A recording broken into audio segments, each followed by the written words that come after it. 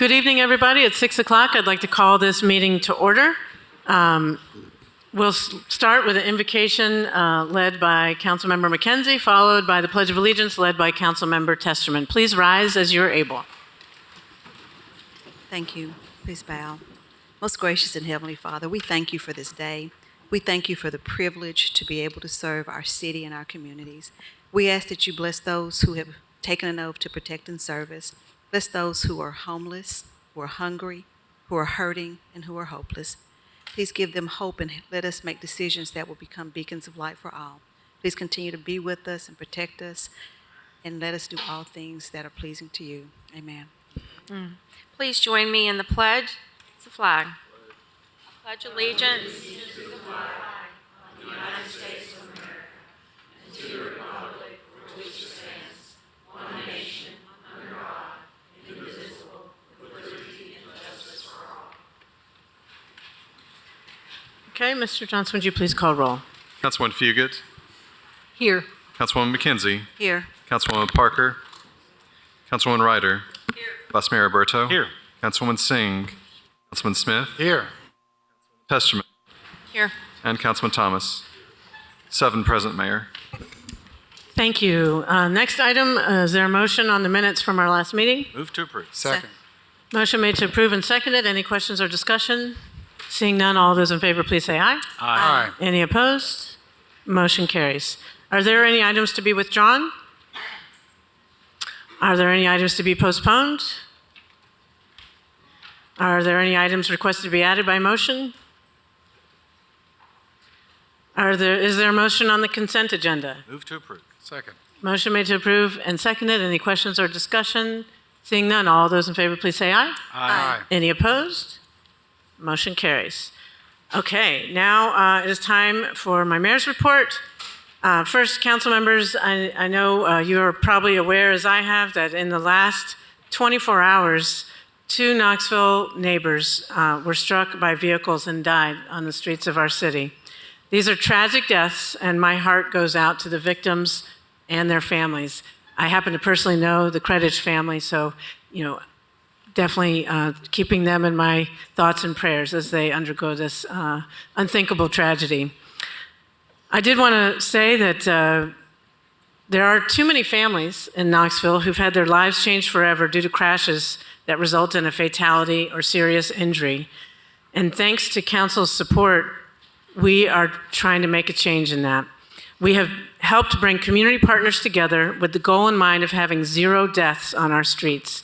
We can make our streets safer for everyone who uses them. Through this Vision Zero process, I'm committed to an aspirational goal of eliminating traffic fatalities on city-controlled roads by 2040. This will take a lot of partners, a lot of city departments working together. It will take education, enforcement, and engineering to stop preventable crashes. One big step was creating a data-driven action plan, and that is now online at knoxvilletn.gov/Vision Zero. This is a guiding document to inspire and inform action and investment in the years to come. We all play a part in making our roads safer for everyone so that no one has to experience the tragedy of losing a loved one to a preventable crash. I also wanted to provide an update following the storms that ripped through our community on August 7th. FEMA is in town this week for a joint preliminary damage assessment. We had millions of dollars in reported damages countywide, and FEMA teams will be assessing the need for both public and individual assistance. So I want to again thank all of our first responders and public service crews who worked around the clock to clear roads, remove fire hazards, and restore power. And we will, of course, keep council members up to date on the damage assessment. Also, our rules of decorum for those who wish to speak either to a specific agenda item or during public forum, please sign up with the city recorder ahead of time. Council rules state that up to 3 people each may speak for or against an agenda item. So if there's an agenda item that has more than 3 people signed up for or against, consider consolidating the number of people to have a spokesperson. Please do not use profanity, and when speaking to specific agenda items, please remember to stay on topic. Those who fail to adhere to these rules may be ruled out of order and asked to step away from the podium. For those of you who are listening, please note that you may not disrupt a public meeting from the audience. Those who do may be asked to leave. Thank you in advance for respecting these rules. That concludes my mayor's report, and now it is time for council members. Councilmember Thomas and then Vice Mayor Roberto. Yes, Mayor, on the matter of pedestrian safety, I did want to note the completion of the sidewalks on Atlantic Avenue. That's about 8 blocks of sidewalks. It was not an easy task to complete, and it took a while. And I also want to express appreciation to the neighbors there that had the patience, but it will pay off, and I appreciate the engineering job for what a really good job they did. Thank you. Thank you. Vice Mayor Roberto. Thank you, Mayor. Councilmember Ryder will be having a birthday between this meeting and our next meeting, so just wanted to extend a happy birthday in advance. Also wanted to mention that this Thursday is going to be the last day to take advantage of the early voting times and locations. So that's Thursday, August the 24th. So I hope if you haven't had a chance to get out and vote yet, you'll go ahead and do that. And just a reminder that primary election day is August 29th. Thank you. Thank you, Vice Mayor Roberto. Seeing no other lights on, we'll move on to item 8A. 8A is a resolution confirming the mayor's reappointments of Jocelyn Hundley and Houston Smeltzer to the Knoxville Affordable Housing Fund Advisory Committee. Move to approve. Second. Motion made to approve and seconded. Council members, there's 3 people signed up to speak in opposition to this agenda item. The first one is Tyler Givens. Mr. Givens, you'll have up to 5 minutes. Please state your name and address for the record. My name is Tyler Givens. I live in Knoxville. Y'all hear me okay? Yep. Agenda item 8A, the candidates. Jocelyn Hundley is Vice President of Community Development at First Horizon Bank. Just before Ms. Hundley joined their team, First Horizon reached a settlement with HUD over allegations that the bank discriminated against African American and Hispanic mortgage loan applicants by denying them mortgage loans, and by allegedly failing to place bank branches in minority concentrated areas. Now, reading Ms. Hundley's resume, it seems like her work has been an effort to undo the harm that has been done by First Horizon, and I applaud that work. But I still question the decision to put someone tied to First Horizon Bank in this position. Secondly, Houston Smeltzer. I apologize if I mispronounced that. He's the Senior VP at Helen Ross McNabb. McNabb already has too much influence over city policy. McNabb fought against the community movement for an alternative response program for years before you all voted unanimously to proceed with that program. This is an advisory board, and it should include people impacted by the actions of the fund, like candidate Kincannon used to say. Now, Knoxville's affordable housing program is set to spend $50 million over 10 years. Well, we've already spent $15 million in the first 2 years. So each year moving forward, we will be spending less than what we did when we started. And that's assuming that the next mayor or two continues this program for the full 10 years. Chattanooga has a similar funding promise, but their commitment is $100 million over 5 years, which is twice the funding in half the time, and potentially doable in one mayor's tenure in office.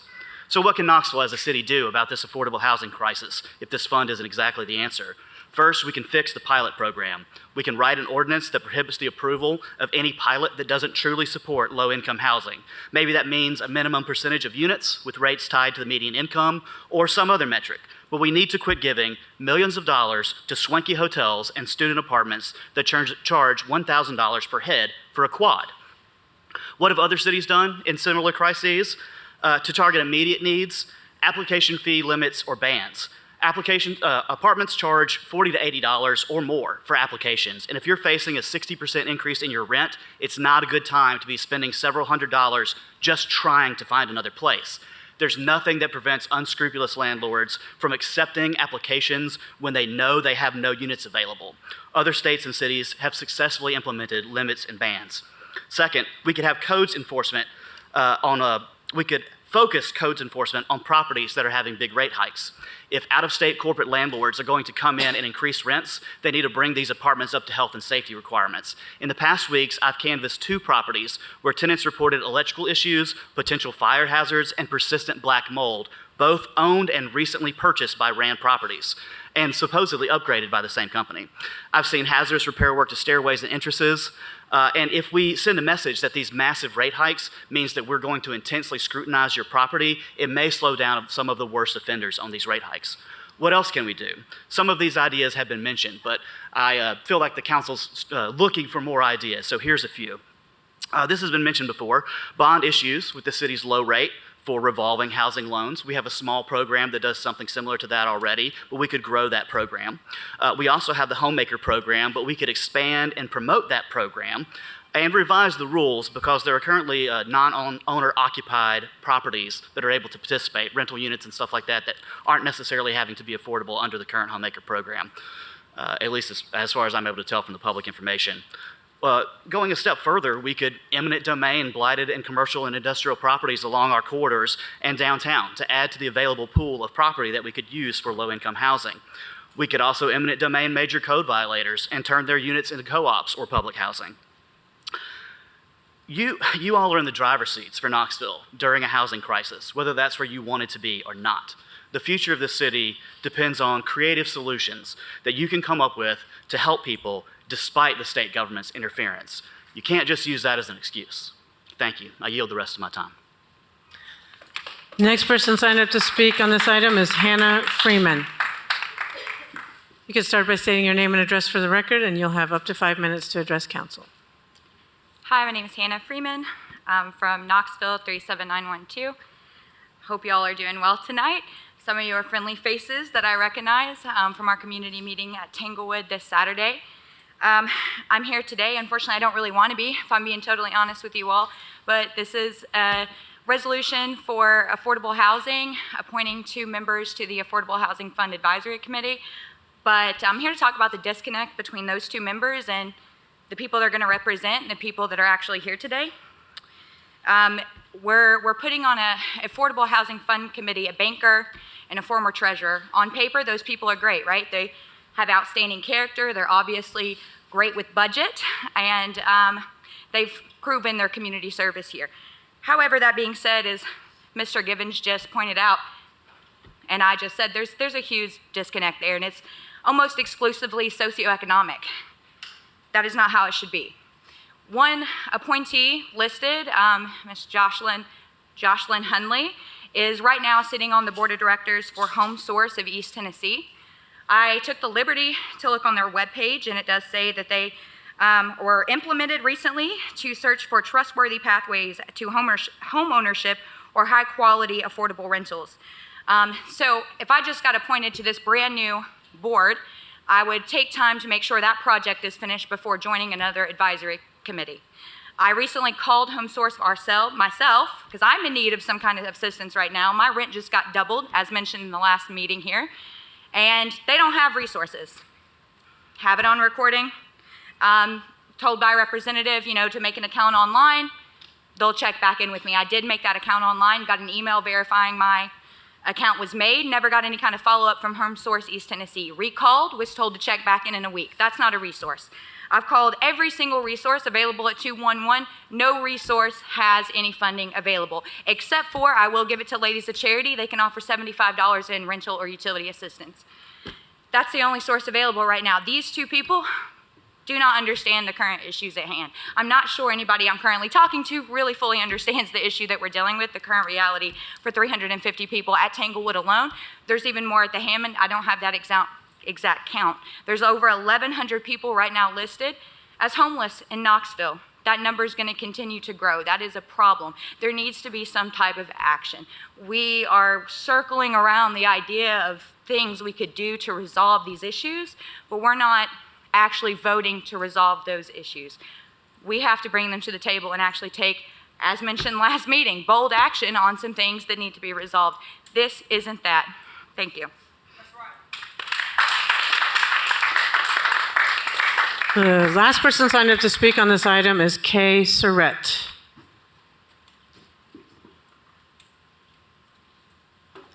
You can state your name and address for the record, and you'll have up to 5 minutes.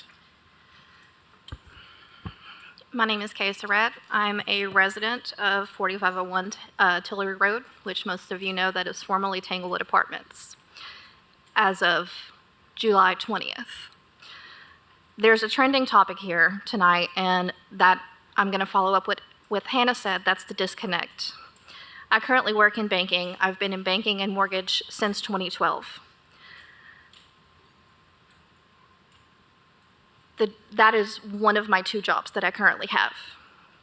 My bring home pay, just me personally, is $32,000 a month. That is after my insurance and taxes and everything is taken out. That's poverty level. And I have 3 children, one of which is in college. The other one will follow behind her in 2 years. But I still cannot afford to continue to live in the same place that I do now with a doubled rent increase that is going to hit me come February. I have firsthand experience on how corrupt day-to-day business can be. Banking is predatory. Sure, there's regulations that help. That's the intention behind them. But do they actually have us in mind? Our leaders here are completely out of touch with reality. That's not a personal attack, but once you're removed from being in the middle working class, I feel like you lose of what we are. There's not a connection. So again, disconnect. Your all's idea of affordable and our idea of affordable are 2 different areas. To even have a conversation about these issues, we need to get on the same page first. And when you Google affordable housing, it is defined as housing which is deemed affordable to those with a household income at or below the median as rated by the national government or a local government by a recognized housing affordability index. And I will follow up with some data on that when I speak later in public forum. So where is this affordable housing? In 2023, State Housing Report, page 18, I apologize, outlines that not only is house price appreciation outpacing income growth, but higher mortgage rates are also eliminating affordability. They're continuing to rise, and they will rise into next year. I know that most of you are aware of that. There's no stability in this current market, even though appraisers will say that it is stable. It is not stable. This is why we are here. Our body of leaders should be counteracting these wrongdoings with bold action. Low and moderate income earners are being disenfranchised without any sort of resolution action to change the current trajectory of our outcomes. Working class Knoxvillians should not be threatened by homelessness each week. We do not want to be here begging for help. We're not even asking for handouts. We just want to have the same leg to stand on without having to have 2 and 3 and 4 jobs or 3 additional side hustles. I honestly would much rather be spending this evening with my children or at home relaxing. Yet here we are, and we need to be heard. We won't be silenced on this. Demand for houses are dwindling because there's no one left who can afford a home, unless you move into something that looks like a shack. Please help the solution. Be part of the solution. Help save Knoxville. Bring it back to what it was and what it should be again. Eviction is violent. Housing is for need, not greed.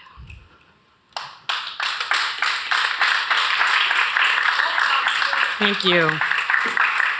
Council members, that concludes people signed up to speak on this item. Any further discussion or questions? Seeing none, all those in favor, please say aye. Aye. Any opposed? Motion carries. 8B is a resolution confirming the reappointment of Hallie Herons to the Historic Zoning Commission. Move to approve. Second. Motion made to approve and seconded. Any questions or discussion? Seeing none, all those in favor, please say aye. Aye. Any opposed? Motion carries. 8C is a resolution expressing support for the mayor's appointments of Amelia Galvis, Shannon Heron, Hilaria Rivera, John Dell Stratton, and the reappointments of Jonathan Clark, Nguyen Ho, Hannah Hauser, Alex Janes, and Victoria Walsh to the Mayor's Maker Council. Move to approve. Second. Motion made to approve and seconded. Vice Mayor Roberto? Yes, Mayor. There is an error that I was made aware of on Hannah Hauser's address. It should read 3706 Terrace View Drive, Knoxville, Tennessee, 37918. So I'll make a motion to fix that address. Okay, motion made to amend the address as stated by Vice Mayor Roberto. It's been made and seconded. Any questions or discussion on the amendment? Seeing none, all those in favor of the amendment, please say aye. Aye. Any opposed? The amendment passes. Back to the original motion as amended. Any questions or discussion? Seeing none, all those in favor, please say aye. Aye. Any opposed? Motion carries. 9A, Go ahead. 9A is an ordinance appropriating the sum of $2,850 from the Community Empowerment Budget and donating same to Ashes to Glory to provide raincoats, bags, and school supplies for students. Second. Motion made to approve and seconded. Any questions or discussion? Seeing none, all those in favor, please say aye. Aye. Any opposed? Motion carries.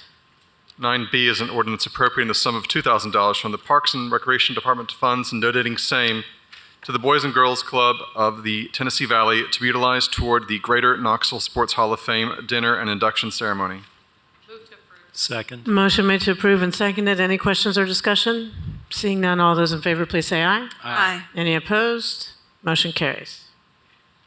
9C is an ordinance appropriating the total sum of $1,850 from the Parks and Recreation Department's Grants and Benevolence Fund and donating same toward the sponsorship of Imes Nature Center's annual fundraiser, Twilight at Imes. Move to approve. Second. Motion made to approve and seconded. Any questions or discussion? Seeing none, all those in favor, please say aye. Aye. Any opposed? Motion carries. 9D is an ordinance approving the request of Regency Associates GP for an amendment to the Northwest City Sector Plan from low-density residential to medium-density residential for property located at 4813 Lonis Drive, leaving any special purpose land use classifications unchanged, 2nd District. Move to approve. Second. Motion made to approve and seconded. Any questions or discussion? Seeing none, all those in favor, please say aye. Aye. Any opposed?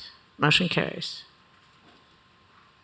9E is an ordinance approving the request of Regency Associates GP for a one-year plan amendment from low-density residential to medium-density residential for property located at 4813 Lonis Drive, leaving any special purpose land use classifications unchanged, 2nd District. Move to approve.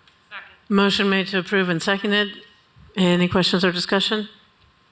Seeing none, all those in favor, please say aye. Aye. Any opposed? Motion carries.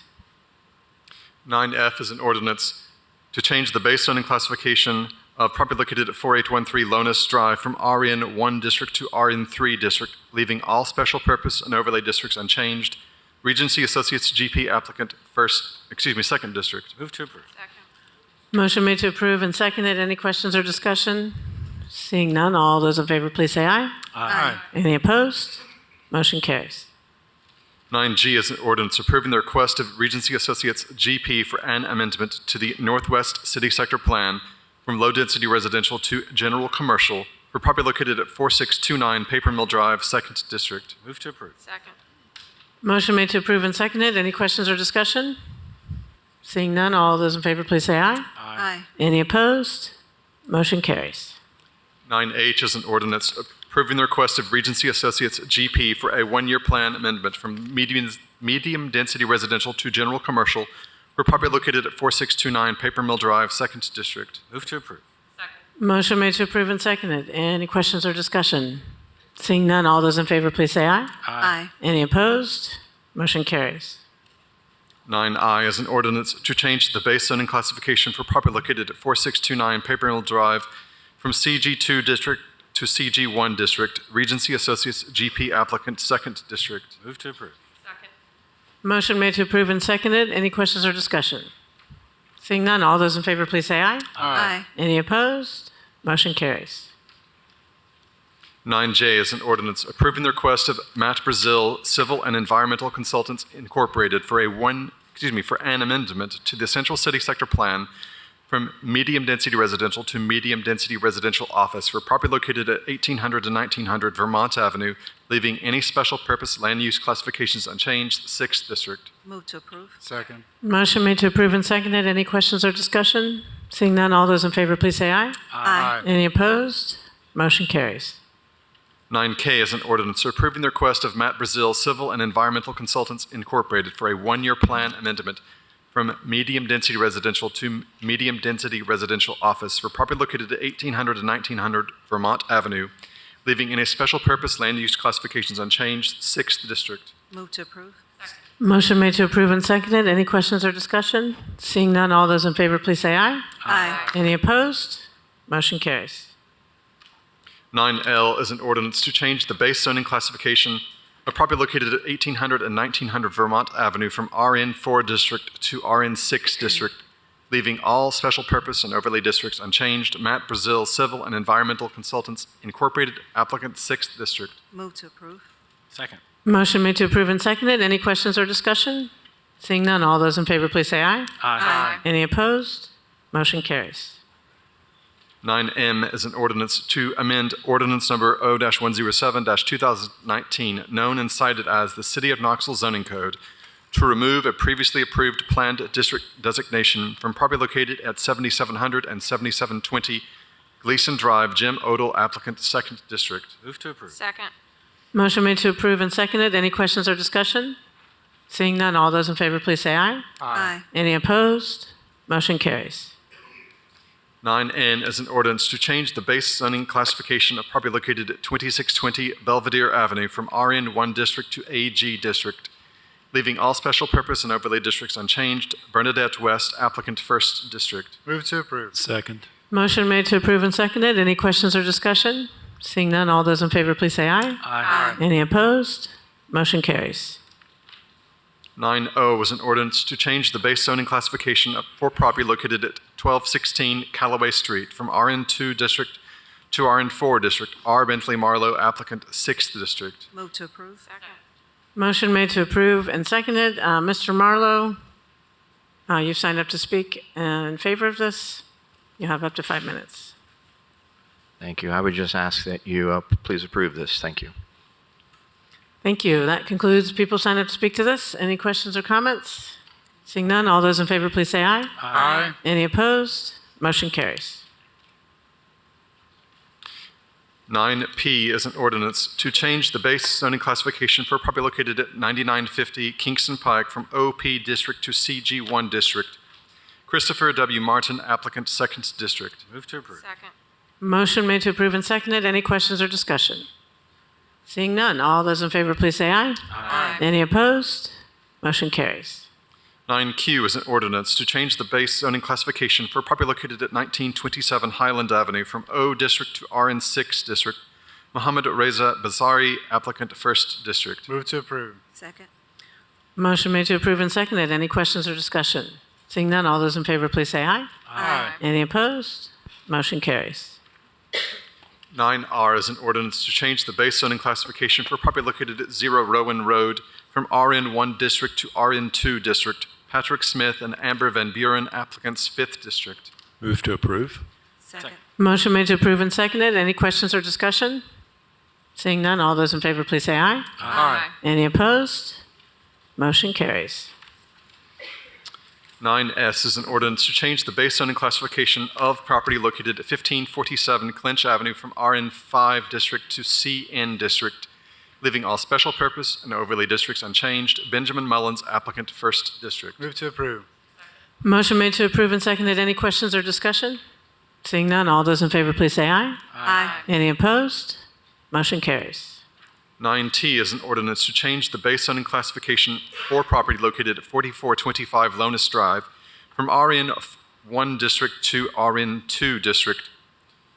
North Shore Construction Incorporated, applicant 6th district. Move to approve. Motion made to approve and seconded. Any questions or discussion? Seeing none, all those in favor, please say aye. Aye. Any opposed? Motion carries. 9U is an ordinance to change the base zoning classification for property located at 6704 Watermore Way from IMU district to O district. Ryan Dolan, applicant 3rd district. Second. Motion made to approve and seconded. Any questions or discussion? Seeing none, all those in favor, please say aye. Aye. Any opposed? Motion carries. 11A is a resolution respectfully requesting the members of the Knox County delegation to the Tennessee General Assembly advocate for expanded mental health care services in Knoxville. Move to approve. Second. Motion made to approve and seconded. Council members, 3 people have signed up to speak on this item. First is Tina Sparks. Ms. Sparks, if you could come to the podium, state your name and address for the record, and you'll have up to 5 minutes.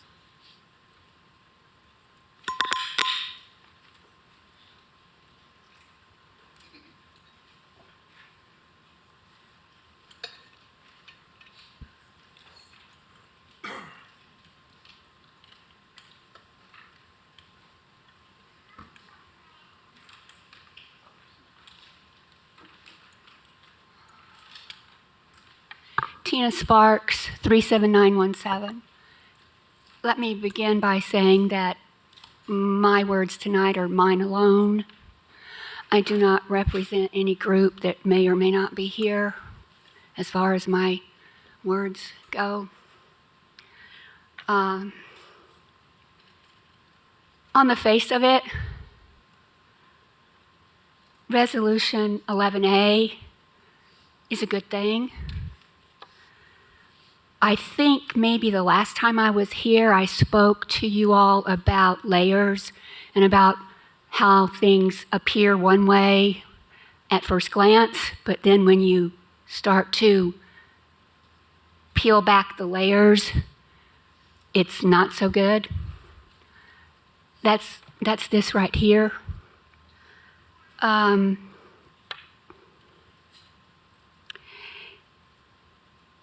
Respectfully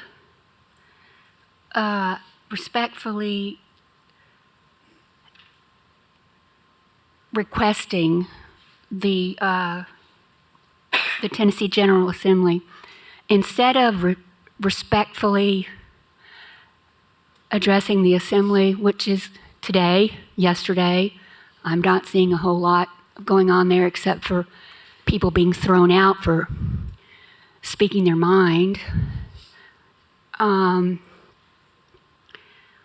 Instead of petitioning the state to support this resolution, Mr. Roberto, and the rest of you except for Councilperson Amelia Parker,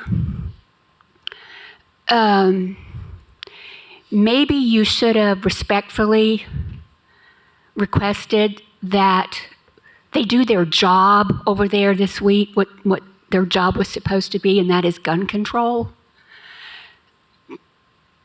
Last week there was and this is another thing, another one of those peel back things. There was for want of a better word,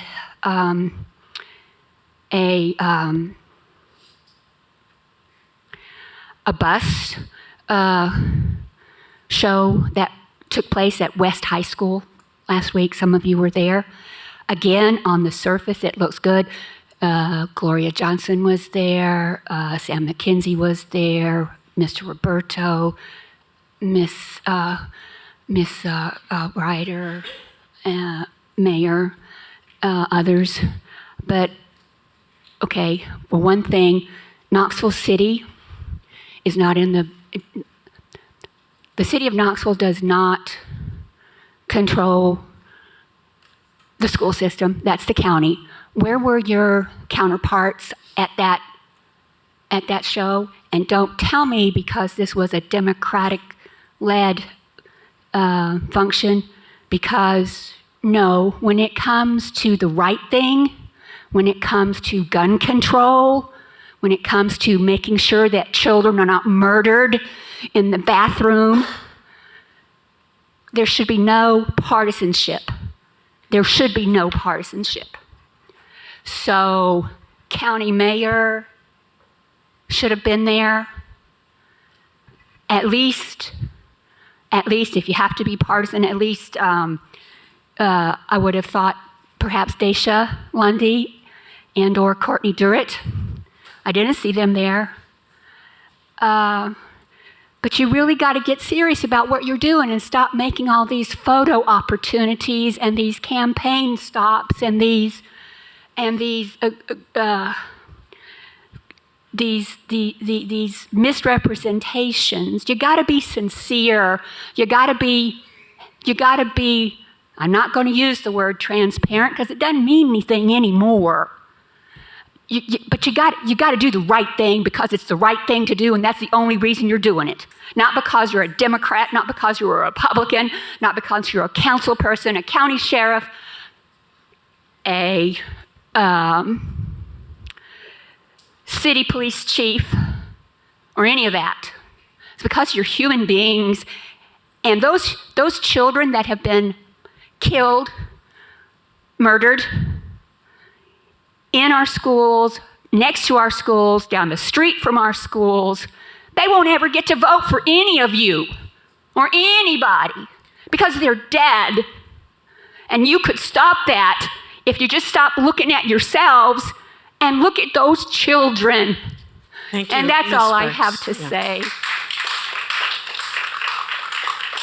The next person signed up to speak on this item is Rick Roach. Mr. Roach, if you come to the podium, state your name and address for the record, and you'll have up to 5 minutes to address council.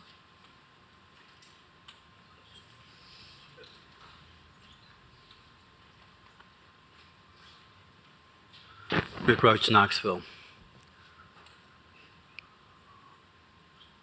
Resolution respectfully requesting the members of the Knox County delegation to the Tennessee General Assembly advocate for expanded mental health care services in Knoxville.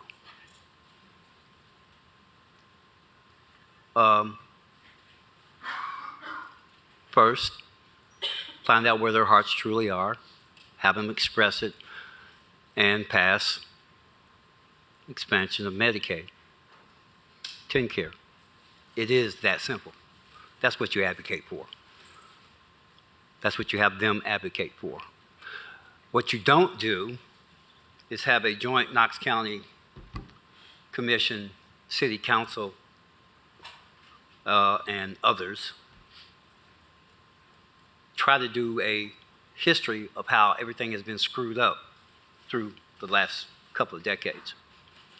Because basically what ends up happening is you don't take responsibility, okay? You don't.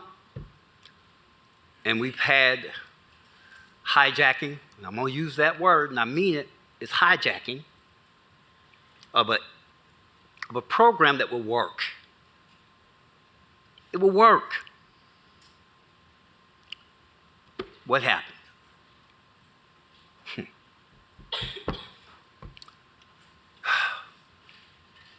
This is thoroughly frustrating, to be honest with you, Vice Mayor and whoever else cares to soak it in with sincere ears.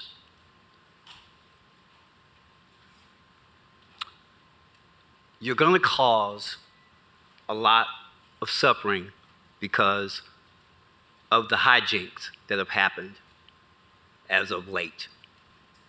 You're going to cause a lot of people to go without basic care.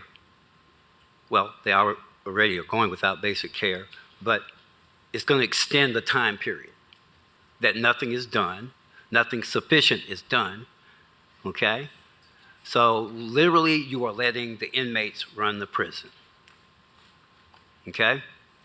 And we can't keep doing this. We can't keep doing this. When Ms. Parker put forth the resolution in a very sincere fashion, it became a very cloudy issue because you even said it openly, hey, I'm going to come with my own stuff and we're going to do this expanded thing and this. And there was no indication that everything, every element of what you were putting forth in your resolution was going to work. Why? Because nobody was listening. The people who could make the decisions and get this thing done hadn't been listening before, didn't really give a damn. So what were you doing? Is there a secret fund out here somewhere that's convincing people, oh yeah, now's the time to do this? I wonder. I truly wonder. And if you want to think I'm questioning your motivations and all this, well, I can't help that. I can only go by what I see and what I've experienced and what I've advocated for in the past and what I've watched and what I've had people say to me who make decisions. I've had state representatives tell me, we can't afford Medicaid expansion. When the program came down through the ACA, the first 3 years, $1 billion a year coming to the state of Tennessee. And keep in mind, we're a negative net as far as funds coming in the state and going out of the state and coming into the state. We take in more from the federal government than we do send out. But yet, we couldn't afford to take $1 billion a year for the first 3 years to get the program started, to get health care, reasonably priced health care, to people that need it. So, you want to sit up here and talk about a hospital? There have been over 30 hospitals, most of them rural hospitals, okay, that are shut down in the last 5 years. Okay? So where's that desire that you're saying that's going to all of a sudden pop up? It's not there. Hocus pocus, alakazam, poof. Thank you. The last person signed up to speak on this is Constance Every. Miss Every, you want to come to the podium, state your name and address for the record, and you'll have up to 5 minutes. Constance Every, 37914, Knoxville, Tennessee. Hey, Knoxville, this is election season, right? It's election season. I thought so. So let's run this down real quick. As I said before, when we talked about this proposal that Andrew brought forward, it is definitely a hijacking of heart. More importantly, it's how you all are talking about trying to evolve this program going forward. Let's talk about a little bit behind the door detail. Like, for example, under this particular initiative, we will be creating a mental health court where these people will go through the court system and then be given an option of basically going to jail or going to the hospital, because that's where they want to build it. They want to build the hospital out there by the jail people. That's where they want to put this at. And so, again, we're still dealing with criminalization of mental health and services. Because, again, we know from the real experts, meaning the people that do this for a living, the mental health folks, those people particularly, we know that this is not how you go about initiating these type of programs. You cannot criminalize these people into the necessary care and treatment that they need. It has to come from a holistic, compassionate point. And that's not what you're doing, Andrew. You're trying to make sure that the purse strings stay tied to it by bringing in your CEO and your executive friends versus what we originally had with Hart, which was the mental health and clinical therapist specialist instead. More importantly, everybody that attended the meeting, we have to be honest. The state gave us the data, and the state made it very clear that they are supporting Knoxville in mental health to the tune of $50 million. 500% increase over the last 11 years, Andrew. So the real question is actually, where is the money, Knoxville? That's the real question. Where is the money? So we don't have to vet the state for anything. And if the state was serious when they were here at the meeting, they wouldn't have left within 15 minutes. They would have actually stayed for the entire meeting to make it truthful to us as the constituents that they were serious about this initiative from the get-go. More importantly, what are we doing in Robert Rule of Order here, Knoxville? How is new business, which is Andrew's initiative, actually going forward over old business, which is Amelia's initiative? Help me understand that too. How are you all actually doing this particular initiative on the agenda in the first place? So again, Knoxville, call it for what it actually is. It is a political stunt and a final, desperate, we gotta call it what it is. It is a desperate attempt by India to look like she cares about the community when she doesn't. Like Knoxville, be for real, she does not care. If she cared, she would have brought Lakeshore back.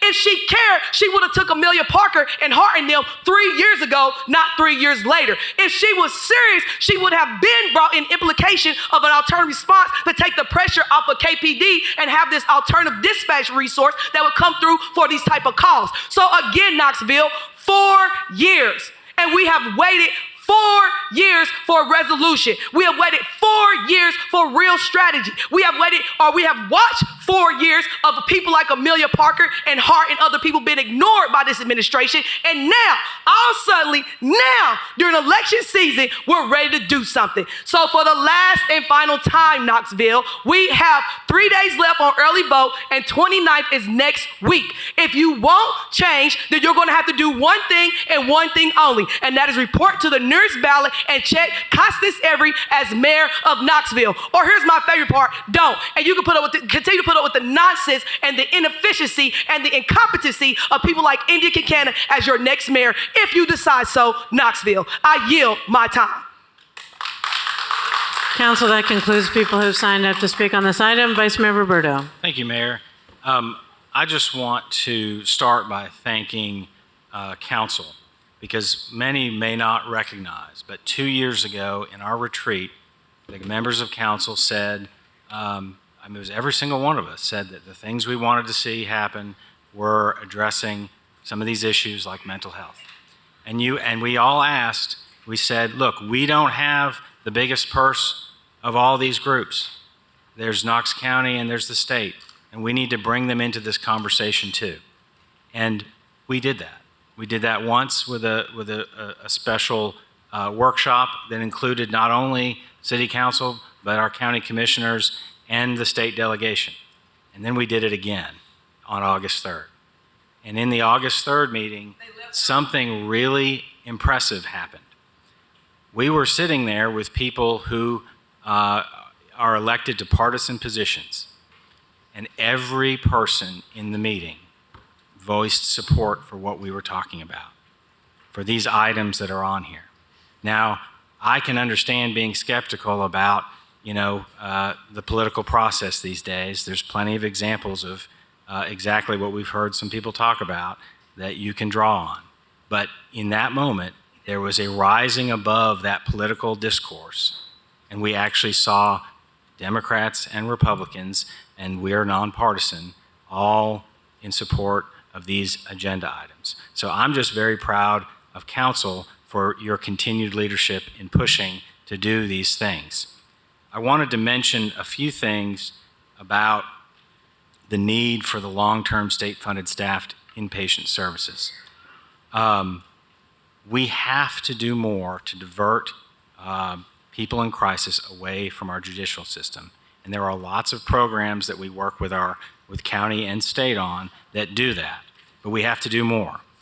First, it's wrong just on itself that vulnerable people are treated in the way that they are and that they deserve better. Secondly, if you don't think that's wrong, then you should at least think that it's expensive and it's the wrong way to go that way as well. What we found out in the workshop was that $17,000 a month is spent on mental health medications at the Knox County Detention Center. 585 inmates have diagnosable mental illness, and 52 of those are experiencing serious mental illness. That's wrong. And everybody in the meeting said that's wrong. We need to do better. And that's why we need these inpatient services. Knox County has a high admission rate to the state facility in Moccasin Bend. Admissions from surrounding counties that have to send folks to Moccasin Bend drive through Knox County. So we need these services. Travel time.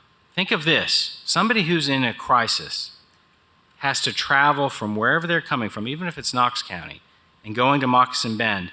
That's counterproductive to their stability, to stabilizing somebody in crisis. And the other thing is it's removing that person from their network of natural care. It's also, you're asking people who are going into a place who probably already have financial hardships, their network of support from their family, they can't travel to Moccasin Bend, so you're again removing them from that. That's not appropriate. We have to do better. And I was really glad to see that we didn't see partisanship come up in the workshop or even setting it up. The state partners stayed for about an hour. They were able to hear most of what was going on. It's too bad they had a conflict that evening, but they came. And the conversations continue with us moving forward on this. I do want to make a few clarifying points because I did have some questions from some folks that wanted to make sure they understood the resolution properly. First, the rapid mobile crisis response is intended to be inclusive of all people without regard to their insurance status. The rapid mobile crisis response is not a reference to the currently existing mobile crisis unit, but rather a fast first response for situations that don't require a police presence.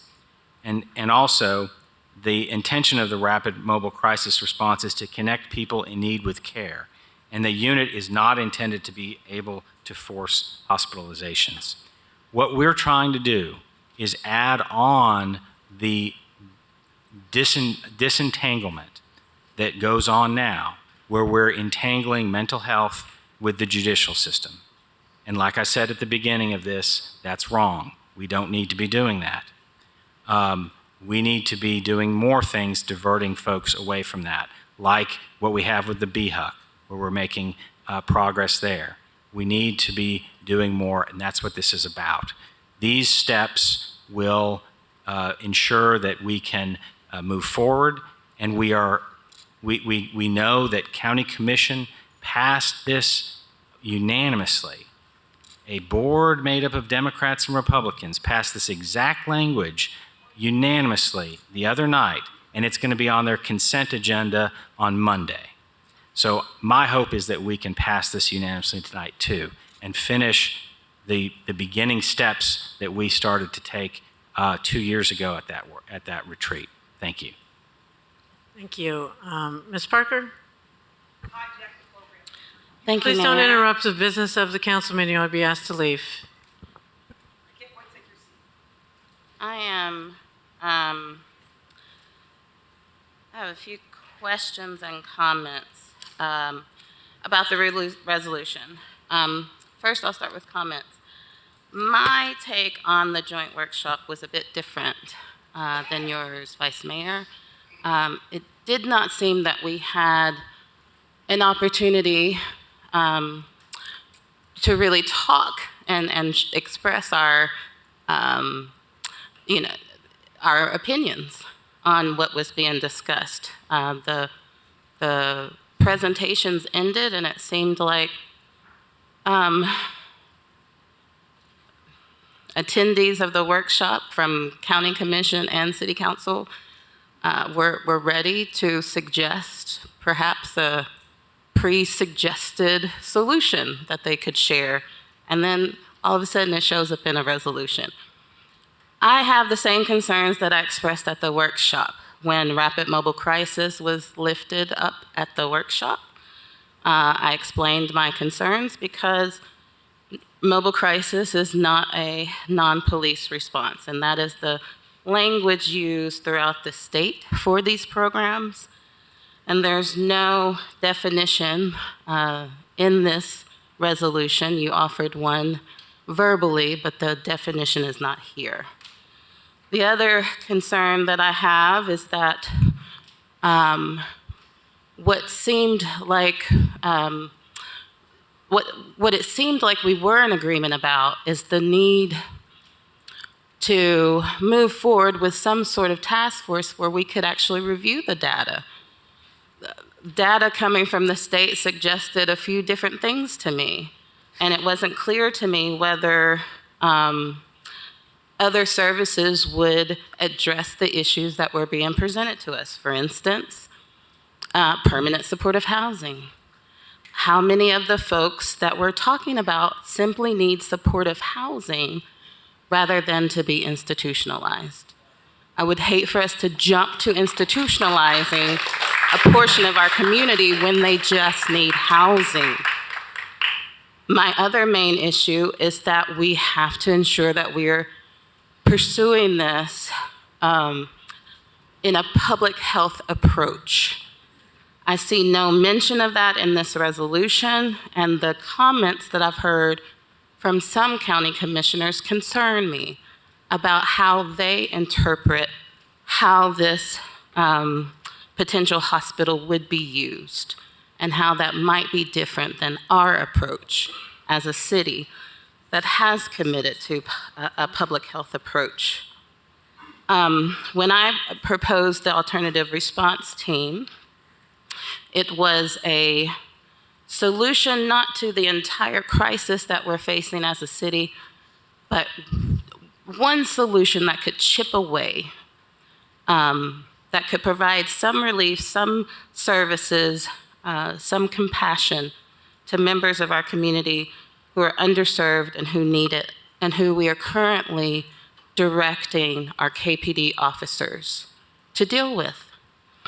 And what has happened is, as members of the public have said, this issue has been muddied unnecessarily.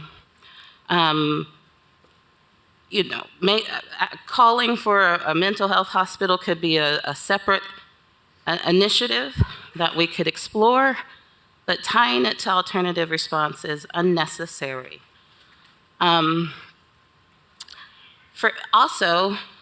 Alternative response was a solution that had the potential to free up the workload not only of our KPD officers, but of the co-response team.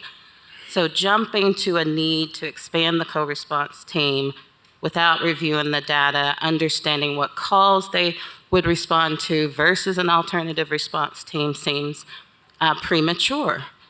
So I continue to suggest and advocate for a space where we can engage in planning and discussion.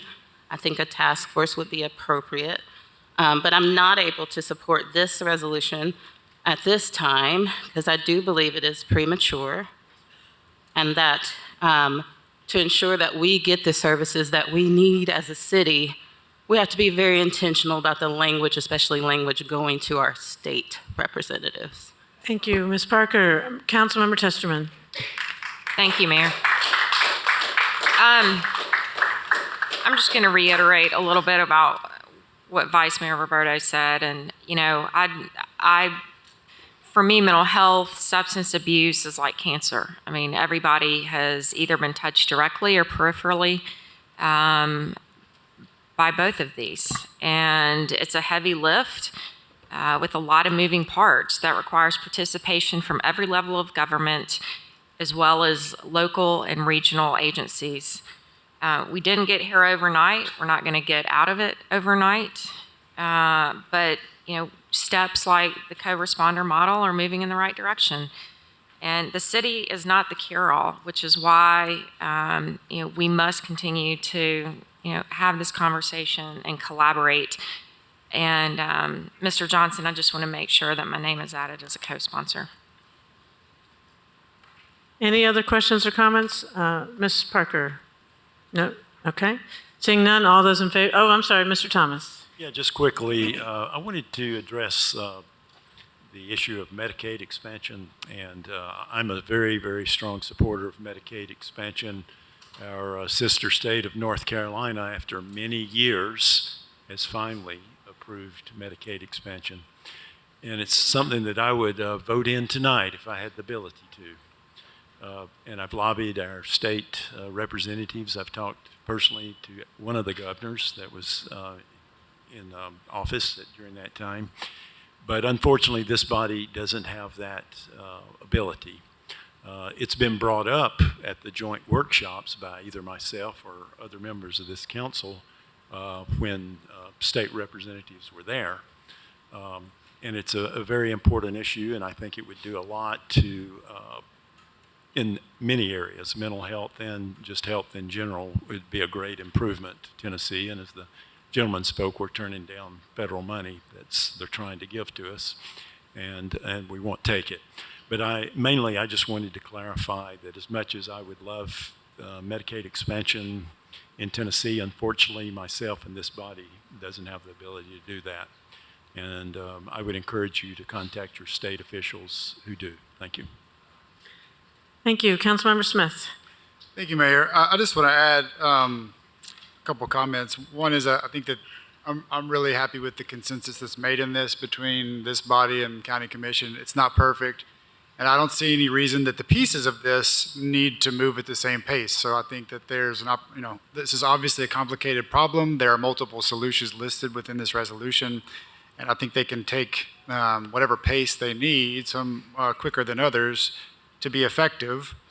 And I think, it's important for the public, at least, to not look at this in isolation. I know the mayor's administration has done a lot. This body has done a lot to provide services, housing. We just talked about the Affordable Housing Fund earlier. We could go on and on about the things that we do within our control. There's more to be done.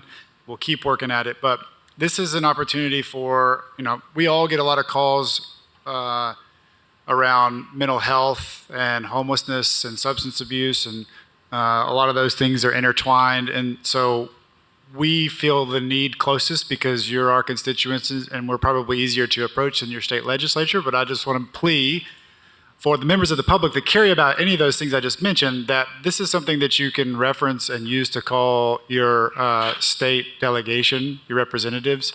Please take this opportunity to do that. We can't do everything, and I think this is a good step for this.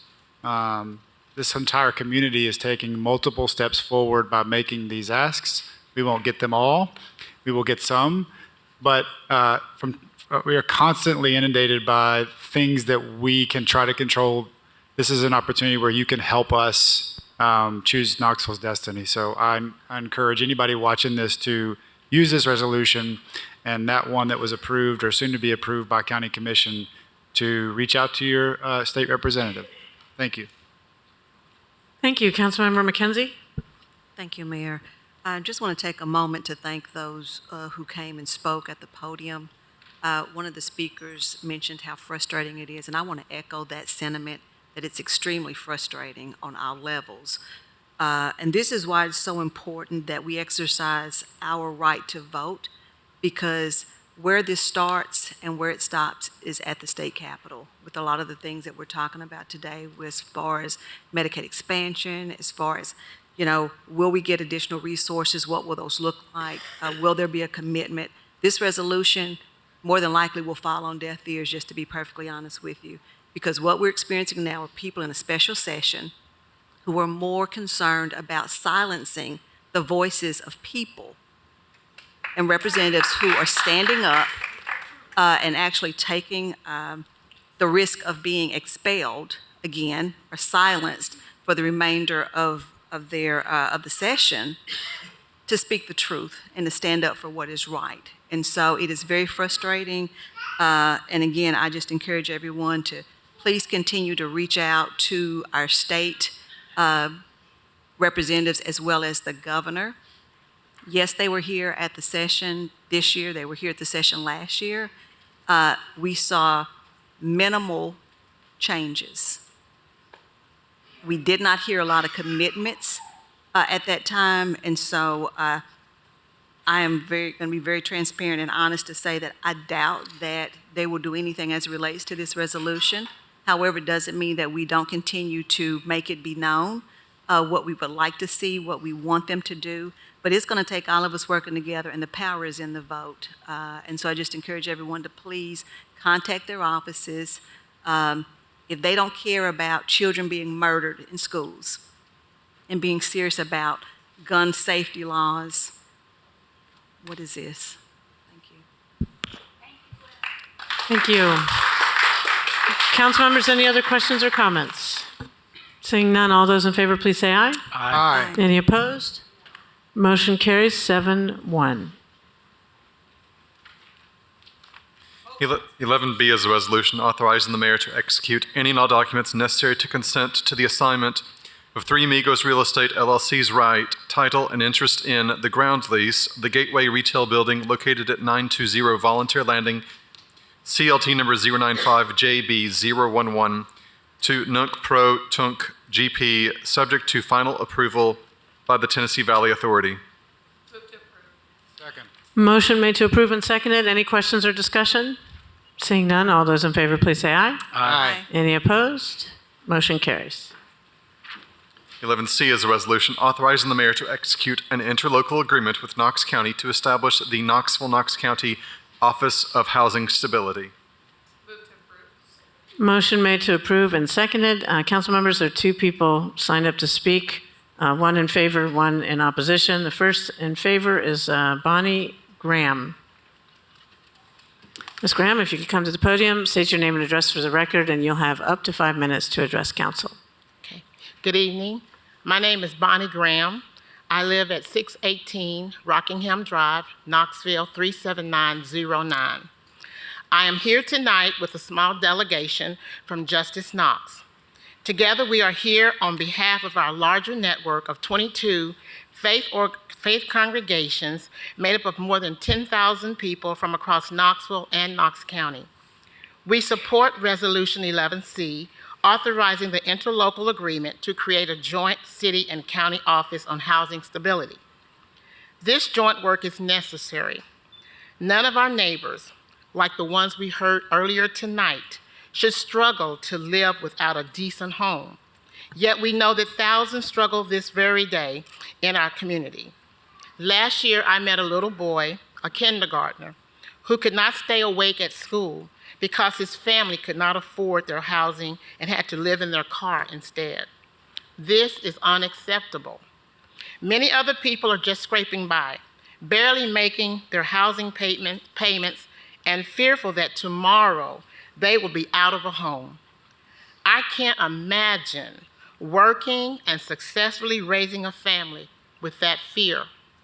In communities that have solved this problem, it has taken a shared vision and a coordinated effort. The creation of the Joint Office on Housing Stability is an important step toward an effective coordinated effort here. We applaud this effort. We applaud this important step. Justice Knox leaders look forward to working with the new Joint Office and both our city and county mayors to help jumpstart the coordinated effort to move people from homelessness to housing and to breathe renewed, creative energy into the necessary effort of preserving and developing affordable housing for our friends and neighbors at the lowest income levels. Thank you for your time. Thank you. Next person signed up to speak in opposition to this is Rick Roach. Mr. Roach.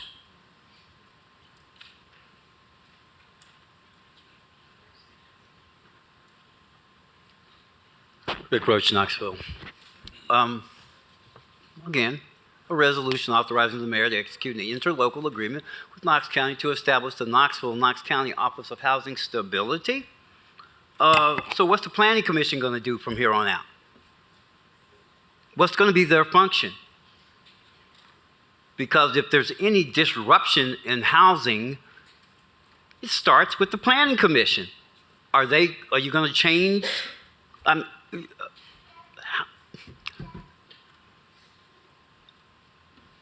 What is this for? Truly, what is this for? Are you going to be able to bring in new resources from the federal government, a new HUD program that will end up putting people out of their homes?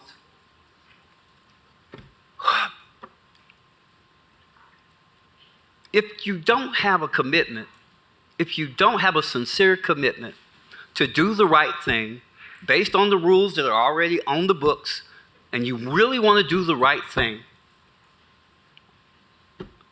you'll screw it up. Period. When a landlord wants to make money,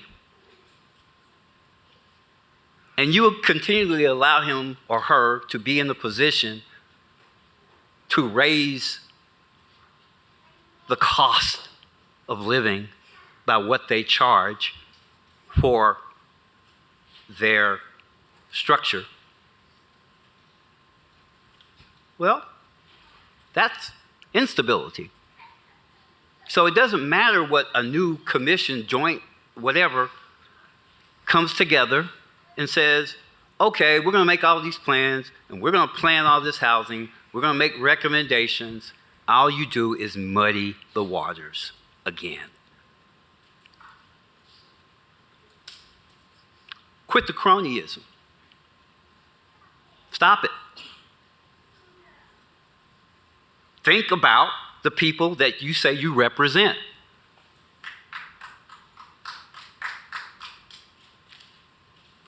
Think ahead. Think ahead. Plan, truly plan. Housing stability? If the Planning Commission is giving anybody and their mother the ability to do what's been done in the past, I've been before Planning Commission and I've made requests on behalf of other folk or on behalf of an organization, primarily a church. I've watched them steal land, literally steal it, and turn it over to people, KCDC, for their purposes. And literally it's to keep people on the plantation. Now, I know y'all don't want to hear talk like that, but that's the way it's going down. You all need to know that, and know that we know that. because people are getting to a push come to shove position. You want to do something interesting? Start thinking about community land trusts. Cooperative living models. Give people the power to determine what their communities and neighborhoods are going to look like. When you do that, take the pressure off of you guys. You won't have to go run around trying to raise funds to get elected to an office in which you don't do a damn thing. Council members, that concludes the people who signed up to speak to this. I just wanted to ask you all to support this formal creation of this important joint initiative with Knox County. It's a pretty big deal that this is a joint initiative, and I want to thank publicly Mayor Jacobs for joining me to form the Knox County Office of Housing Stability, because we both recognize that the issues of homelessness and housing affordability don't recognize zip codes, don't recognize city and county boundaries. And we all know, and we've seen this in other communities, that we can address these issues more successfully when we work together to align resources and to coordinate services. So under the leadership of Aaron Reed, who is here tonight, this new office will collaborate with a number of different regional partners to develop and implement coordinated systems-level strategies to keep families in their homes and to connect people to housing opportunities and services. So I'd like to thank the team from the city and the county who worked together to develop this interlocal agreement, and especially Aaron Reed and Sean Griffith, who will be the joint office's initial staff as it takes off. Ms. Parker. Thank you, Mayor. I had a few questions. First, I'll say I have enjoyed meeting and working with Ms. Erin Reed and her short time in this position already, so I have good faith in her leadership. Of course, when I'm looking at agreements, I'm thinking, you know, what have we put in place for the next person, for the future mayors? One thing that stands out is the appointment of the executive director. Do we have another joint operation where the leadership is appointed by both mayors? Planning Commission, the Knoxville, Knox County Planning, Amy. And what is the process in place if those two mayors disagree? We keep working on it. So we end up with a vacancy until two mayors agree. Or you just come to an agreement. That's one problem or concern that I have, is about the appointment process. The other concern that I have is that there is very little description about the work of this office and how the work will be approached. And we've had some very clear lack of a commitment from Mayor Jacobs specifically and county leadership in pursuing a public health approach. And we, even as a city, I feel, have moved further and further away as we are assigning KPD officers to assign folks experiencing homelessness or support folks experiencing homelessness and connecting them with services and housing. So that would be one of my questions is, can you describe how, I see that it mentioned here that there may be bylaws developed, but the bylaws, what's listed here does not necessarily include like a mission statement for this office or something that grounds it in how it will pursue its work. Is there any clarity? I'm going to ask Ms. Reed to come up to the podium and address these questions, please. And I do appreciate that, but my question is, if Aaron Reed is not here, Because Aaron Reed's great. But what if Aaron Reed's not here tomorrow? What do we have in writing that will guide this new office? Ms. Reed, if you could just state your name and your position for the record, please.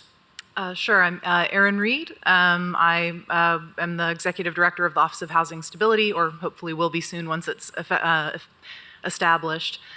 So I really appreciate this question because I've had that same question, actually, as we've gone through the process of trying to get the office established. The short answer is we don't have anything in writing at this moment that defines the approach. Once the office is established, hopefully within the next week, we'll start getting our board constituted. At that point, the first thing we need to do is define that vision and mission. And so that's going to be an important first step. The next step is to get a strategic plan together. So the way that I would like to get that strategic plan put together is through a public input process. Some targeted strategizing with service providers, people on the front lines who are really seeing what the issues are. I want to make a very special effort to hear from Rick Roach, from people in this room who know what the problems are. I mean, I have my own idea of what the problems are, but maybe it's incomplete, maybe it's not right. You know, we really need to have a public input process for the strategic plan, and I'm committed to that. And I just want to say that publicly. Thank you. Councilmember Smith.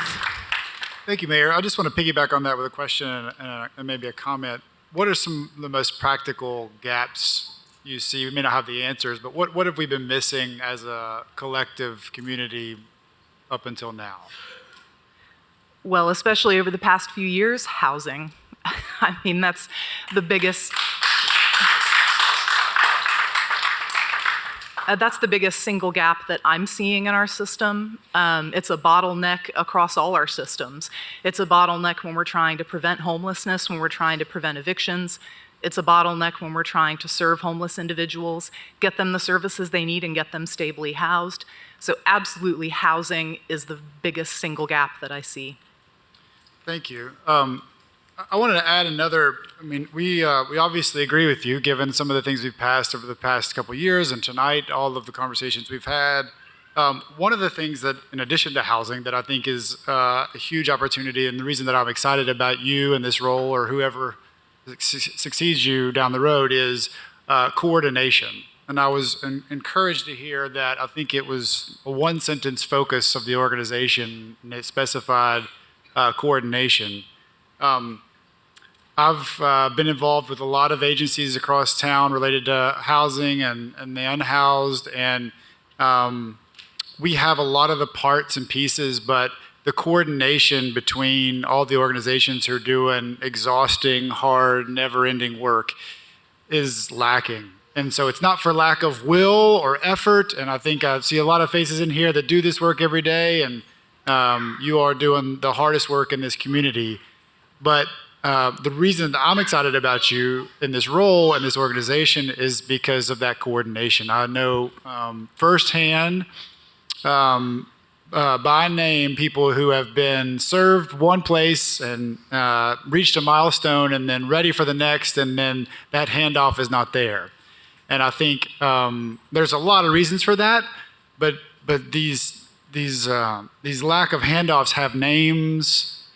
We all care about this, but the coordination, we need someone to wake up every day thinking about names and numbers and where things fell through the cracks last week. And I'm involved in a number of organizations, but one of those is Care Cuts, and I just want to advocate for them.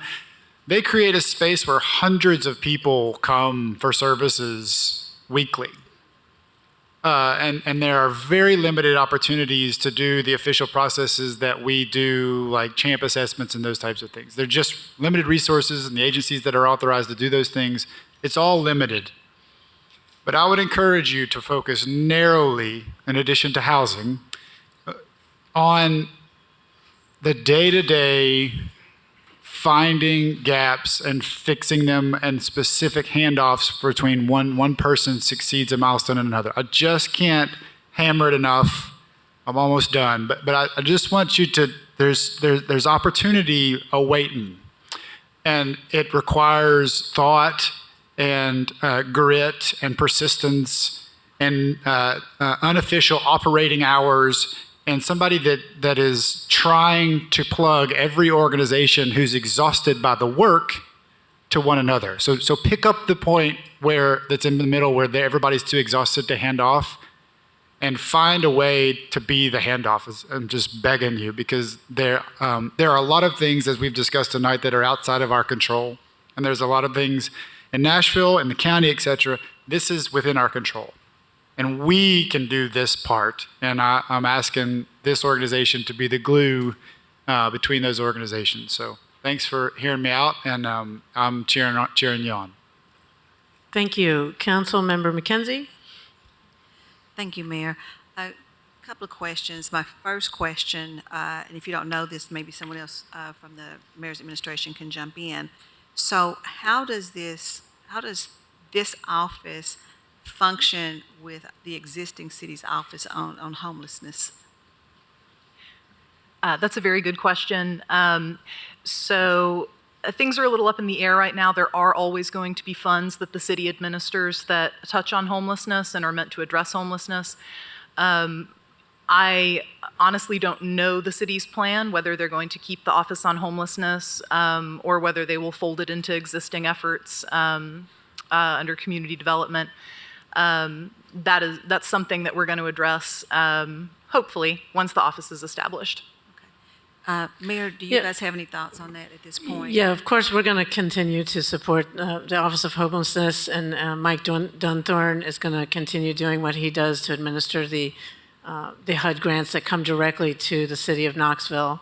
And we are going to look forward to having greater coordination and collaboration with the county to address, the issues of housing and housing stability, because the best way to address homelessness is to help people avoid getting evicted in the first place. So some of this stuff is stuff that this new entity is going to help us plan for and coordinate going forward. But yeah, we're going to keep what we're doing that's specific to the city and the city only within the city, and I'm committed to that 100%.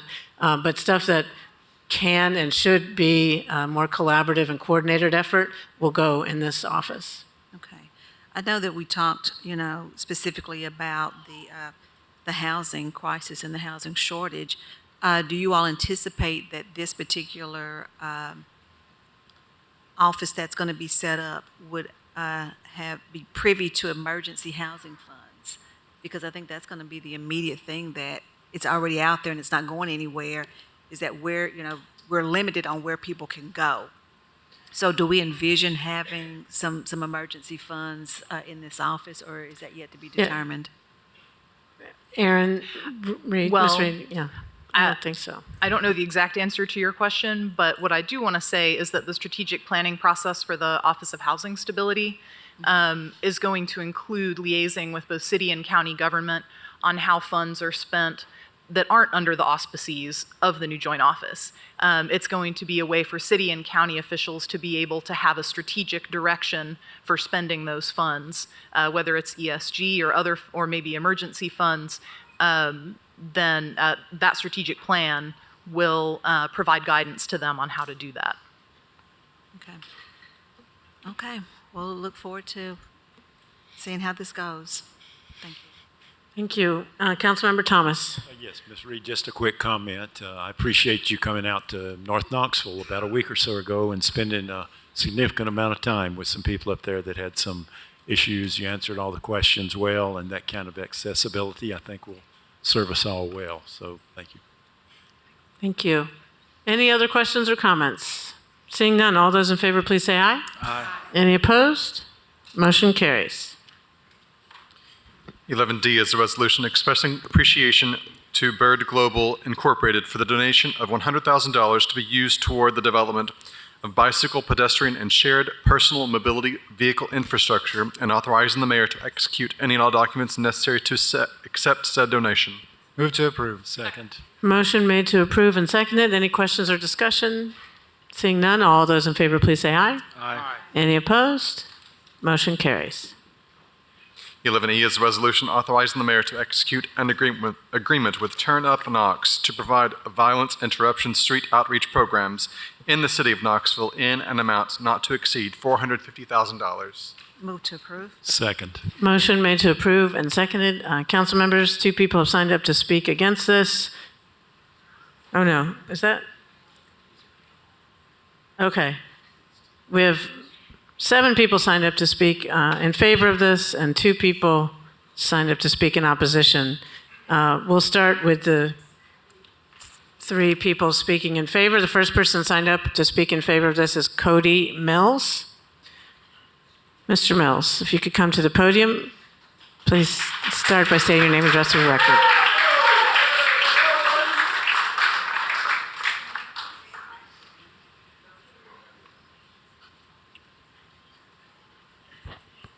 Cody Mills, 5700 Dodge Road, 37912. Before I get started, I would like for everybody in the room that's coming to support Turn Up Knox to take a stand for me for 1 second.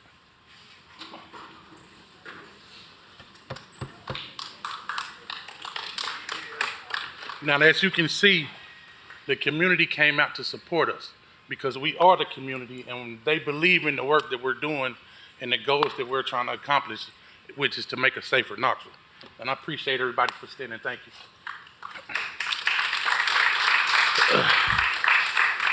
So I can start off by saying I'm a man that has made my share of mistakes in my life, mistakes that led to prison. It led to me being denied jobs, housing, and all from those mistakes that I made. And I'm sorry for being a little nervous. This is kind of new for me. But I spent most of my life outside of that working with youth already. I worked for Lakeshore Mental Health for about 6 years, working with kids. I worked with Reflections Treatment Center, working with kids.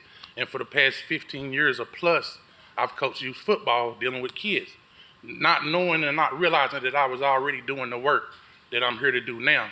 But as the time I was doing that work, I was doing it without structure and without knowledge. But now that I'm a part of Turn Up Knox, they're offering a lot of training. We're networking with so many different organizations, and it's actually giving me the tools that I'm gonna need to actually be successful in the work that we do. Let's see.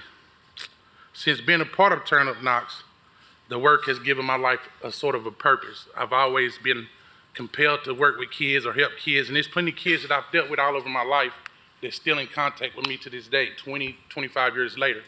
But I just now have a clear picture of what my job is by being a part of Turn Up Knox. And the people that I work with, I wouldn't want to do the work with anybody else other than these people. It really has opened doors for me that I always thought was closed. And being a part of, like I said, Turn Up Knox and meeting new people and networking with people and learning from different people that's been doing this work has just took me to the next level of my life. And I want to continue to be a part of that.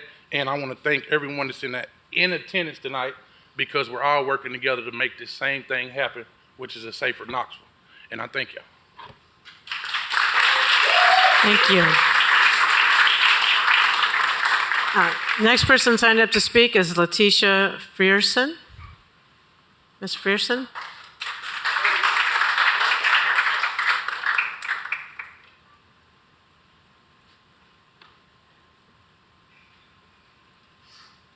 Good evening. My name is Letitia Frierson. 37912 is my zip code.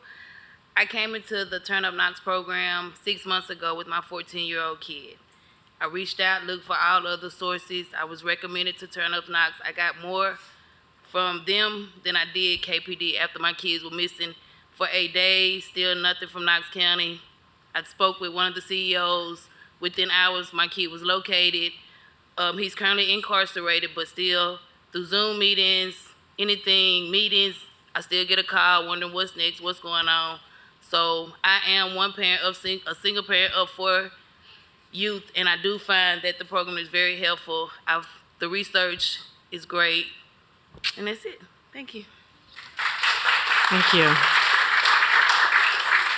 Next person signed up to speak is Denzel Grant.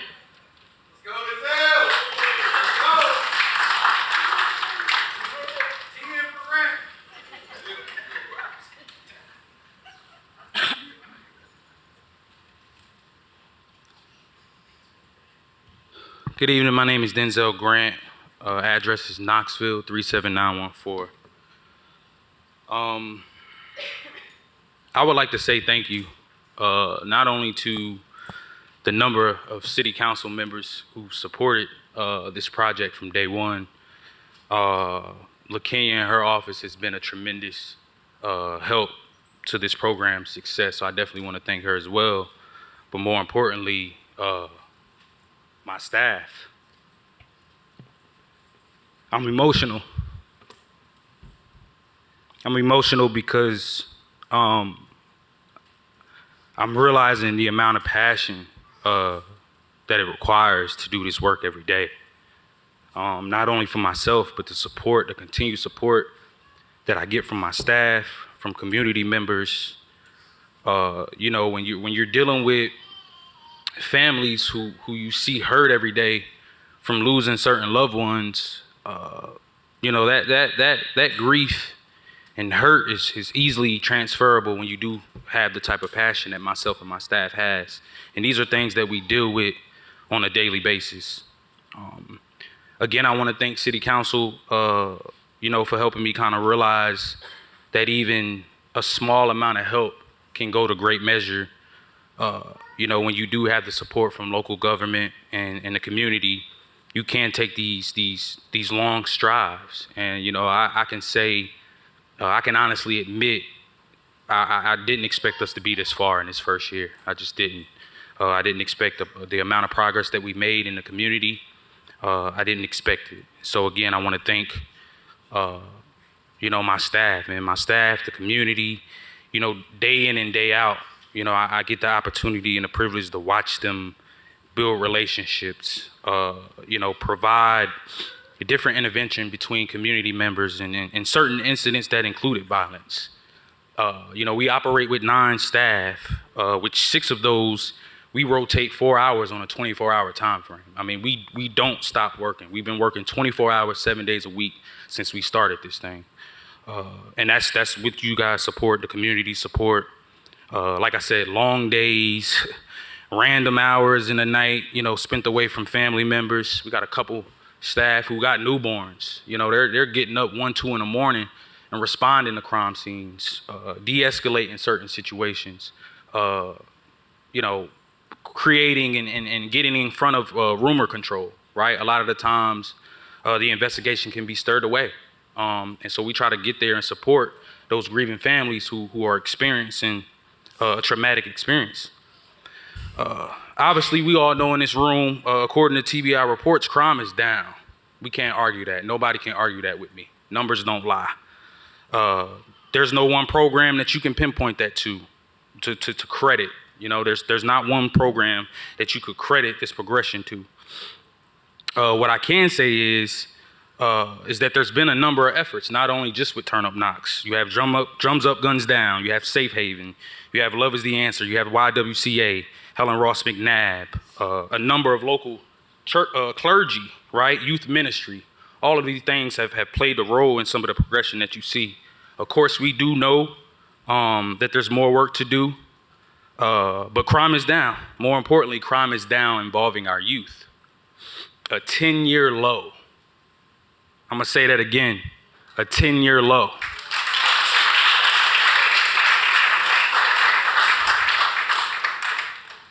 You can't stop what God has put in place for us to do.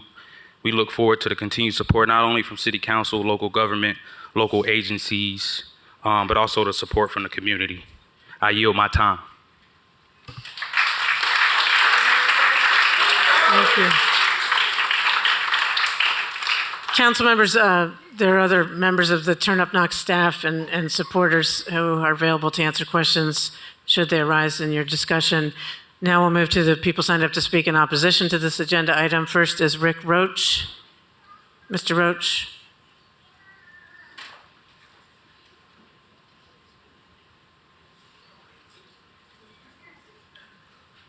Rick Roach, Knoxville.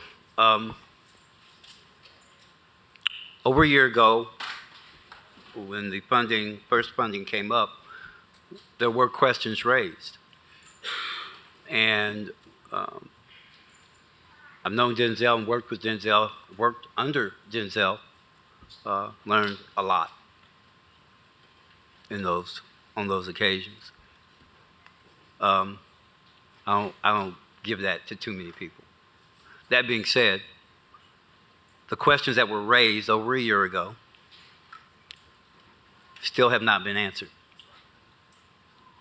And looking at some information, budgetary information, we still don't have an idea. I'm glad everyone has spoken to what they do. But Denzel, to be honest,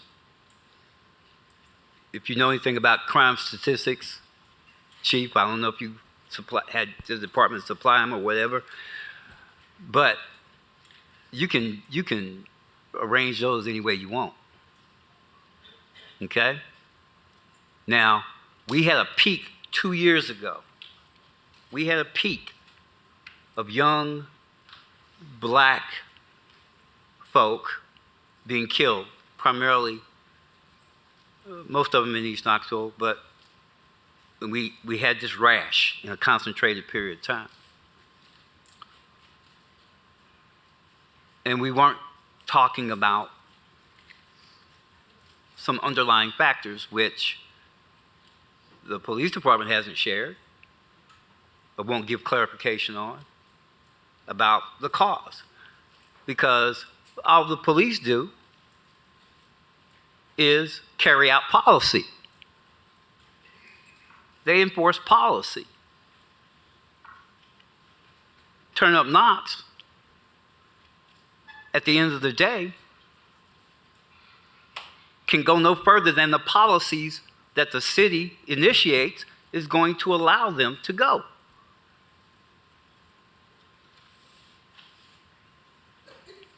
Y'all figured this one out. Okay? So we've had people and organizations doing multiple grassroots organizations who get pennies of support from the city government and from the county also. Pennies. And yet we're talking about $450,000 for one organization, which is not a 501c3 yet. Okay? And there hasn't been any straight up accounting of monies coming into the organization as of yet. You can access the budget. I've got a copy of it. But when there's some explanation given, and I don't know if you guys have seen it, I would reference you for more talking points to an email that you may have received, every one of you on City Council and others, that someone, I'm not even going to say the person's name, but you got the email. Look at those talking points. They're very valid. They are to the point. And you need to pay attention. Okay? And when those questions are answered, when those issues are addressed, then maybe we can get support. I'm going to be honest too. As much as I like Denzel, we still haven't had that meeting. You promised. We haven't even had that phone call. Okay? You said you wanted something from me. Okay. But that goes along with how this council overall has kind of addressed the situation also. Okay? It's a problem that you guys really don't want to deal with at the end of the day. Because, let's be honest, you all are in the business of taking things from people and giving them to other people.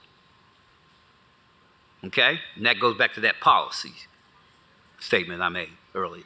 So just know we know. Okay? And you need to stop it. And we need to quit playing games with these folks. Next person signed up to speak is Constance Every. Miss Every.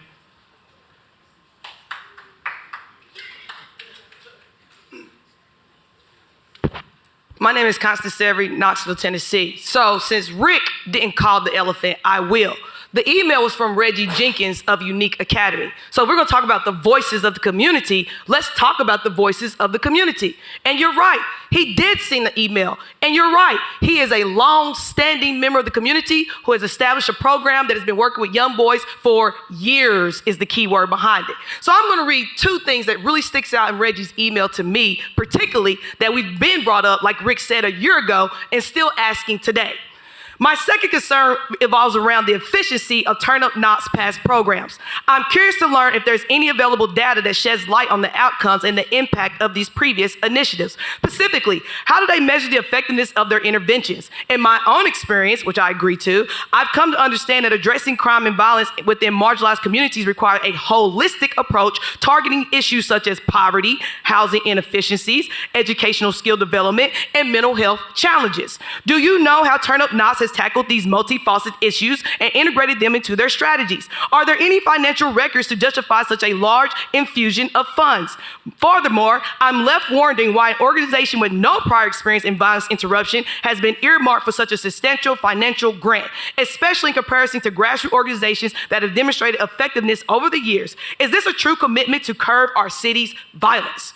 Well, Reggie, let me go on and answer that question real quick for you. The answer is no. This is nothing more than what it actually really is, that we called it for a year ago because we knew election season was coming up. This is nothing more than coonery for the coons. Let's just call it for what it really is. Black faces that have been paid to come into our community to advocate on behalf of India, especially during this time of the year of the election cycle. Let's keep it real. During the first week of August, 8 bodies showed up. And we still don't even know what half of those issues are. Some have been identified as a murder, while others are still under the investigation process of what happened to those people. Let's not forget the YWCA. A youth brought not one, but 2 guns to the center and shot another youth. Why? We still have not had a direct answer what that happened to. Let's not forget, they had one of their own teammates die in the line of duty. Again, what is the plan to keep that from happening ever again? Let's talk about BBOs, where we still don't know if they are violence interrupters, deputies of the police department, or actual snitches for the police department. But the point is that they were working at BBOs that had murder incidents occur at the site of the location. Again, what was the point? More importantly, we've already talked about the funding. We can't even get an honest answer. Are they part of the police department or not? We know by your line items of your budget that actually we can question that. $80,000 for an investigation unit directly to the police department. Okay, so either you are or are not working with the police. But more importantly, what was the program? We had a recent meeting where we know now indirectly you admitted we're scrapping whatever we did the first year and we're moving to another strategy because we basically indirectly admitted it. Whatever we did the first year, it didn't work. Now we got to do something different. And you're bringing in Family 3M to do some data. Family will get some numbers to the situation and really see what's actually happening. But more importantly, as it's already been highlighted, if this was a sincere program, then what are you basing it from? Is it from Philadelphia? Are we using the models from LA? Are we talking about the ones that they do in Miami? Are we using the ones from Arizona? Where are we getting the actual strategies from? Where is the public vetting? Because again, concerts and cookouts and parties are not actual engagements. Where is our mentorship? Why have we not seen 100 black men work with this program to establish some form of direct mentorship in our community? Why have we not had actual town hall meetings like at the Alliance House where DIC could have easily organized that for the community to come in and talk? Hey, Gwen, 6th district representation. Why have you not called a town hall right along with your husband who's a state representative that we could get the funding directly from the state to also talk about how we're going to address this issue? I need to see sincere transparency and authentic effort behind the gun violence because these children are dying. And last but not least, we still got to address the violence of KPD. Did everybody see Western Heights? Did y'all see them girls get slammed not once, not twice, not 3 times, 6 times on concrete ground before there was an actual response in return to the police officer directly assaulting her? So we still got to deal with that part. And more importantly, Miss Bell, we still got to highlight that fact. We knew she left on racism. I just think it's ironic how y'all sat here and lied directly to our faces about it and then found out after the fact that now Powderwell wants to make a statement about what really occurred there. So again, Lisa Edwards Anthony Thompson Jr., how are we gonna prevent those from ever happening again? I need to see sincere violence interruption. So no, people, do not applaud because you don't even know the real issue here. And like I said before, this is nothing more than coonery for the coons on behalf of India. I yield my time. Council members, that concludes people signed up to speak against this. Ms. Parker. Thank you, Mayor. I do believe that the community raises valid questions, and some of those questions were answered in an email this afternoon when I met with Director Middlebrook on Monday and asked for the financial report of last year's activities, and that was shared with us just this afternoon. Although I will say, as a nonprofit director, the limited amount of information on this financial report is, I've never seen it for a grant of $450,000. So I feel uncomfortable with the level of accountability that we're asking for here when it comes to the reporting, and it's for multiple reasons. One reason is because this needs to be a process that informs future policymaking for City Council. Turn Up Knox should not be the final solution to how we address the violence in our community. If we see a lack of housing, employment opportunities, those are issues that we have to address additionally, in addition to the work of violence interruption. But the data that's in the report is very limited, and I'm not able to pull from this data and understand how much of the work does pertain to a housing issue or a mental health issue. The reports need to be much more thorough. My other concern is the amount of funding asked for. We're asking for another $450,000, but in the first round, $90,000 of that went to seed to, I guess, support their efforts helping Turn Up Knox with capacity building or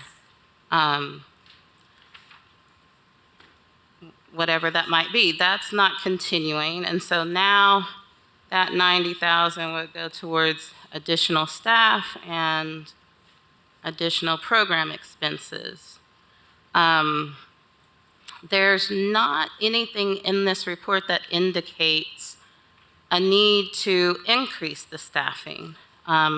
This is already an organization that goes outside of our normal policies when it comes to how much of our funding do we commit to those overhead costs like personnel versus actual program costs.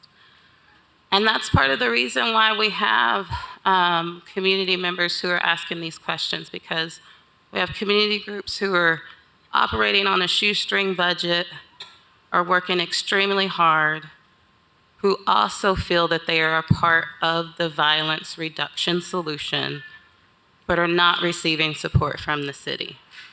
And we have to be fair and equitable in how we make these decisions. And I just have not seen that happen. When this program was initially proposed, it was told to me that, well, so many things were told to me. But one of the purposes was supposed to be that this would be almost like an umbrella organization that would be able to grant funding to some of the smaller groups engaged in violence interruption efforts. And so that's one piece of the financial report that I was interested in. But I'm just not seeing that funding spreading out. And I even see some discrepancies, which is unfortunate. When I spoke with Shore Foundation, they did not recall receiving any funding, and they're listed in here as receiving it. So I have concerns. I'm going to need more time. I'll come back. Come back to me. Thank you. Council members, just to give you an overview of what this Turn Up Knox is, you're pretty familiar with it. I'm really pleased with their progress and very grateful for Director Middlebrook's efforts. They are helping reduce the violence in our city, and that is a labor-intensive thing, not so much programs, but being able to get up, go to a crime scene at any time, day or night, and de-escalate, counteract rumors, all those sorts of things, and not to do so as a volunteer, but to do so as a paid and well-trained professional. So I'm really grateful for their work, and I'm going to let Ms. Middlebrook give a little overview before then I'll go to Councilmember McKenzie to address any more questions or conversation. Thank you, Mayor, and thank you everyone who is invested in this work in any particular way, and for the passion that is shown in creating safer communities, and for everyone who has shown up to speak about this issue in one way or another. Seeing that passion really inspires me and shores up why I get up and do this work every day, and so thank you all for that. Just for some clarity, hopefully, I think it's important to note and understand, first and foremost, that violence interruption street outreach is a very specific work. Interruption and is not necessarily the same specific work as overall prevention and or intervention efforts. And while there are definitely aspects of those things that come into play, interruption really works to prevent those immediate incidents of violence, to help de-escalate particular situations, to engage with individuals in the community, to have those real-time interactions that can help prevent incidents of violence from occurring and can prevent conflict from arising and or escalating to the point that it turns to violence. And so it is very different than some of the other programming that we see happening, some of the other really great work that we see happening in our community. It is hyper-specific programming that has a very particular focus, and therefore the way in which that programming is done is going to look very different. As you heard Mr. Grant mention, these are folks who are on call all the time, because violence doesn't just happen between 8 and 5. And so these are folks who have to be on call all the time and need to be able to be responsive. The major part of their work involves that engagement, that interaction. It's not, necessarily doing from day to day, doing specific programming in a building. It's getting out in community, it's engaging with folks, it's attending events, it's building relationships, it's having conversations, it's de-escalating situations, it's comforting families, it's trying to get ahead of rumor control, and that's people power, right? And so that's why we see a great portion of the budget going to the people, because the people is the work. The people is the work. And so that's why that number may seem slightly out of balance from what we see from some of our more traditional nonprofits that are doing direct services and programs. Also, I know that there have been some concerns raised around the length of time for which the program has existed, and this program came out of a response by folks in the community. I'm happy to see Mr. Canty here and the great work that he's doing with Cities United, that they led in a meeting here with our community, and folks who identified themselves as being really interested in building out this work. And so that's where we started, and the community worked together to build out with this program. The city of Knoxville did not develop this program, community developed this program, and that's what we see before us. But I think it's important also that we recognize that this is not a grant. It's a contract for services. And so some of the policies that exist, say, for example, for our community agency grants and things like that, are not applicable in this particular circumstance, because this is a contract for services, so that we do not staff we don't do social services here in the city. We don't staff folks to do this type of work here in the city. We contract with community partners to do this work. And so it's a contract for services, not a grant. And so that's why some of those parameters may look a little bit different. In terms of, as we think about how this organization works within partners with other organizations, in the pilot year, there was a lot of discussion about what this programming could look like. And I thank you all, and I'm grateful to you all for the faith and the leeway to develop this as it has evolved. And so in this initial year, what we have seen is for Turn Up Knox to help sponsor events, to help provide resources to other community organizations, and try to help meet some of the needs where they may be lacking. This year, as they look to continue to build out that program, and as we continue to think about having the need for additional staff and how staff is compensated, as I mentioned, they are working 24 hours a day, and it's exhaustive work, and we don't want people to experience burnout. And so making sure that they can function at a high capacity, I think, is very important. There's also some additional cost. As you all know, last year, this program was incubated within SEED, and so when we think about things like insurance, things like rent, they're also adding insurance for their staff, which was not included in last year's budget. Then that absorbs some of the costs that had been going towards SEED that the program is now going to have to absorb.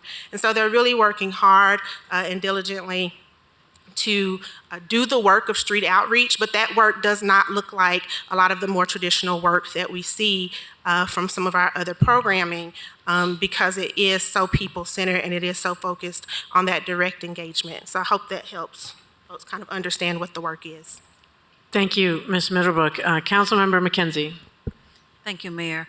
And thank you, LaKenya, for clarifying some questions that I had earlier as well, and sharing those publicly today. I want to say thank you to Turn Up Knox staff for the work that you all have done, because it absolutely has to be a passion for the commitment that you make. We may look at that dollar amount that you call payroll, but that really doesn't mean a lot when you're talking about people, especially those that are on 24-hour shifts and on call. We hear a lot about going out to crime scenes, but also the work that you do. And thank you to Ms. Frierson for coming up and sharing with us how Turn Up Knox is working with your son and your ability, knowing about them, to reach out to them. And we don't hear a lot about that because there are some parents that don't want to share that openly, the work that people are mentoring with their children, because their children have made some decisions that, got them into some trouble that could eventually lead them down a path of self-destruction or being able to hurt someone else. And so I do appreciate you for sharing that with us. And I also want to thank all the other nonprofits that are out there in our community. There absolutely are a lot of nonprofits out there that have been out there doing the work for a much longer amount of time. And we can always look for something negative and something to be wrong with each and every nonprofit, but that's not what we're about, and that's not how we build community and we build each other up. It's about looking for the passion and the good, because for every nonprofit that I'm aware of, there are passionate people who are out there doing the work, and that's what it takes. It takes everyone collaboratively working together. There's not just one solution to anything when it comes to violence, when it comes to things that are disruptive, that create violence in our community. But one thing that I do know that does that, especially in our community, are words. A lot of the things that we saw with young people getting killed and murdered were because of words. Because of words. And so when we are here to talk about how we continue to discourage that, and violence interruption is absolutely different work than a lot of the nonprofits that we see out there. We found out that, Turn Up Knox has applied for a 501c3 and will become a nonprofit, and that will be a different situation, a different scenario once that happens. The work that they have done, along with the other nonprofits, has absolutely made a difference. Numbers don't lie, but we know that numbers can change at any given moment. at any given moment. And so this is why it's so important that we continue to uplift and support not just Turn Up Knox, but every nonprofit that is out there that's doing the work. I do want to ask one clarifying question. So Chief Noel, do you have a contract or do you pay Turn Up Knox? Yes or no? No, ma'am. Okay. Turn Up Knox. Denzel, if you could come to the podium.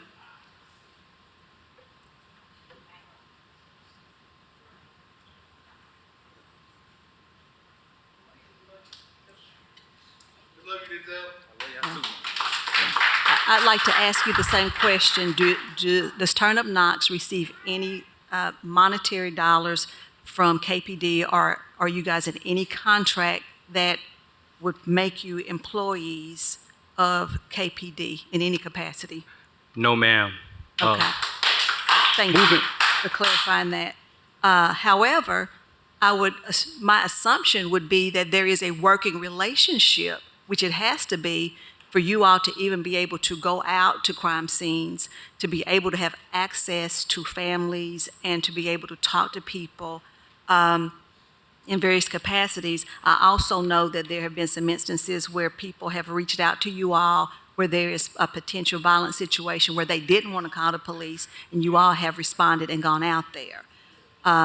I would say in that working relationship, if you ever felt like there was a potential for that violence to escalate, that you would do what was the right thing, or if someone was homicidal or suicidal. So again, I just want to reiterate that none of this work is easy.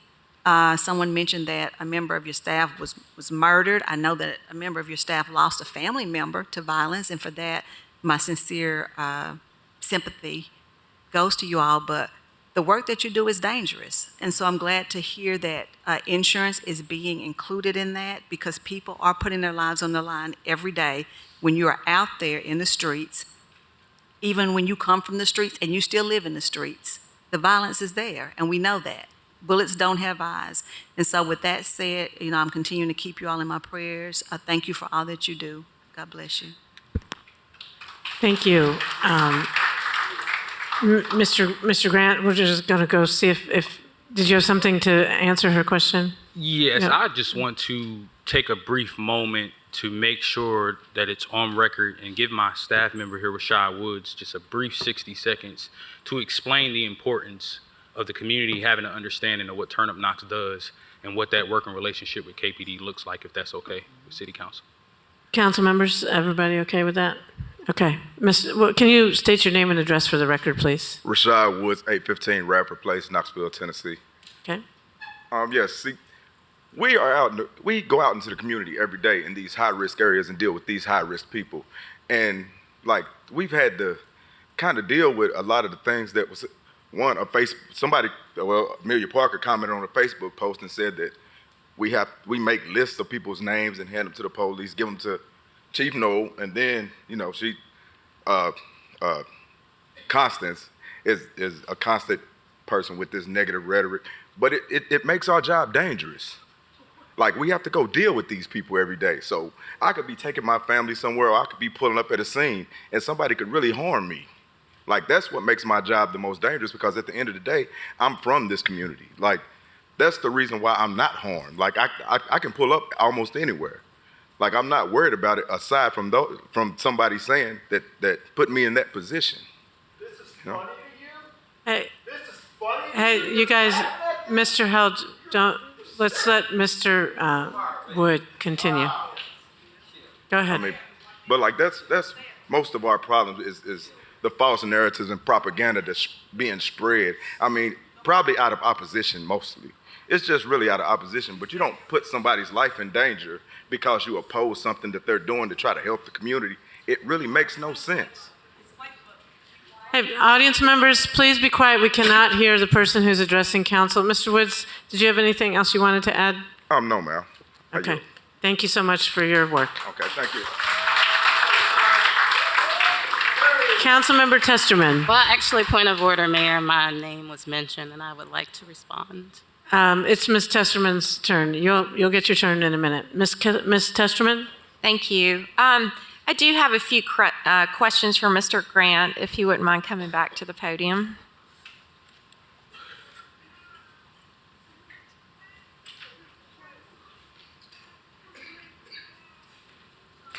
Good evening, Ms. Tesman. How you doing? I'm doing well. I first want to commend you and thank you for the work you're doing. So I just really some questions.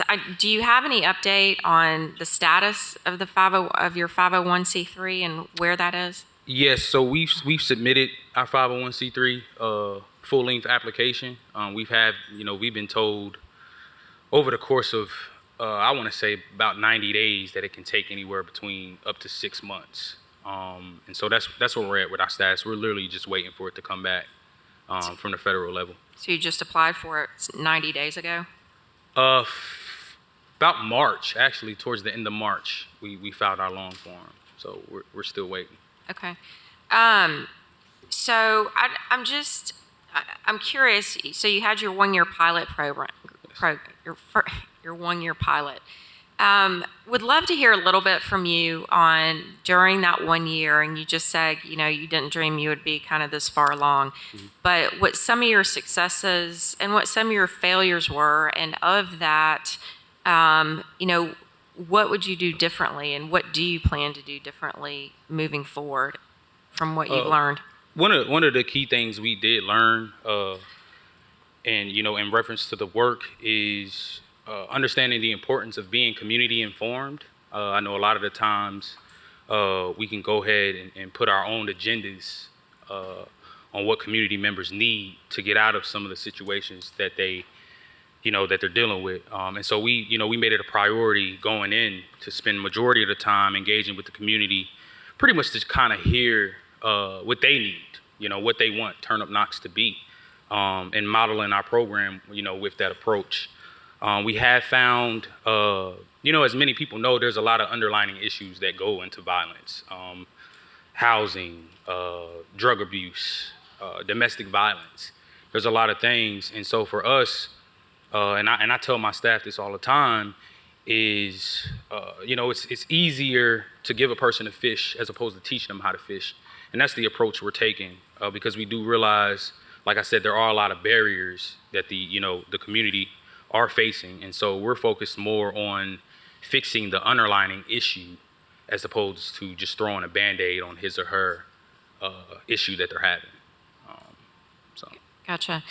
And as well, just kind of, so when you get your 501c3 and, talking about over the last 2 years, and, honestly, it is a lot of money. Right. And over 2 years, $900,000. And so I'm just curious to hear from you, what your plans are, once you get that, as far as applying for grants, what kind of research has been done to identify what might align with what you're doing, and just sort of how, your goal for the organization to achieve, to be sustainable. Right. And, be self-sustainable. Right. Sustainability comes with transparency, but I've also realized that transparency takes time. We are currently in the middle of an audit right now as we speak, which we plan to provide to City Council to make public, to give full disclosure on what the finances are. So that will cover the finance piece. From day one, I've been transparent as far as what staff is going to be paid, what our programming is going to look like, administrative fees, taxes. Those things are public knowledge, and I continue to keep it that way to be as transparent as possible for the community and for City Council members who may or may not decide if they want to continue this work in the future or supporting the work in the future. Okay. My time's running out, but one more question. You mentioned several different organizations earlier when you spoke, and I would love to hear just a little bit more about the collaboration that you have with those agencies that you talked about, and sort of what that might look like going forward. Partnership was one of the main issues brought up for those who were opposed to this initially. And so I made sure that, us as a program, that we were steadfast with creating different partnerships and collaboration. There's a number of individuals and organizations that we partner with. Austin East High School, senior dues, Austin East boys and girls basketball team sponsorships, Canvas Can Do Miracles, Drums Up, Guns Down, Love Is the Answer, Mills Angels, Mothers of Mission Survivors, the Shore Foundation. I do have proof that we actually did sponsor a movie appearance for their staff and their entire youth program to attend the Black Panther 2 premiere this past November. We provided tickets for all the youth to be able to watch that movie for free, to give our young men and women, majority Black, but of all color, an opportunity to watch a movie that can inspire them. We have the YWMCA, we have Vine Middle School. There's a plethora of organizations and individuals that we partnered with just in year one. And so we want to continue helping and supporting these small groups who aren't necessarily in a position to receive this kind of funding, but making sure that we kind of set a precedent to be an incubator for some of these small programs. So in the future, they know which direction to go to be able to get these funds, to be able to, progress their program. Thank you for that. Sorry for all the questions. Thank you. Councilmember Ryder?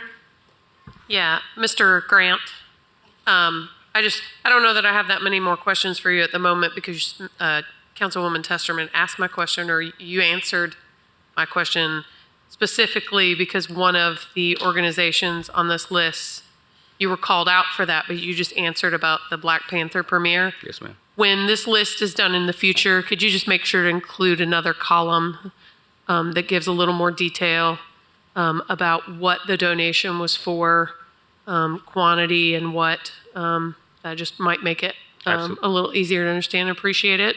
And I appreciate you answering that question specifically. Thank you. Vice Mayor Roberto. Mr. Grant, I was going to address you too. So thank you for staying up there so long. I just want you to know that what you and your team does takes courage, real courage, to see something that's wrong and to get out there and try to do something to help and lift up. And that is so important and so needed in the broken world that we live in. And so I just want to commend you for doing that. Doing something, getting up, working, doing the hard work that Turn Up Knox is doing, building relationships. That's hard. Right. Getting, any time of the day or night, going out there and trying to address issues that we need addressed, to rush to crime scenes, to find yourself in a dangerous situation, that takes real courage. And so I just want you to leave here tonight knowing that this council recognizes the courage that you all are displaying and the impact you're having, and you have my support, and I think the support of council tonight, and we wish you well, and we are glad to have you as a partner and working on this. Thank you so much. Thank you. Thank you. Councilmember Parker. Thank you, Mayor. I have multiple things to ask questions about and to comment on. First, I did want to say I'm glad that that issue was brought up because I was not going to bring it up tonight. The post made on Facebook, I took it down because the bullying that happened on that post until 2 a.m. in the morning was unsightly, unseemly. It made me nervous, and it made me nervous for you all. Because even though my language may have been not the best language, because it was a discussion about should our street outreach program engage in group violence intervention? 2 different strategies.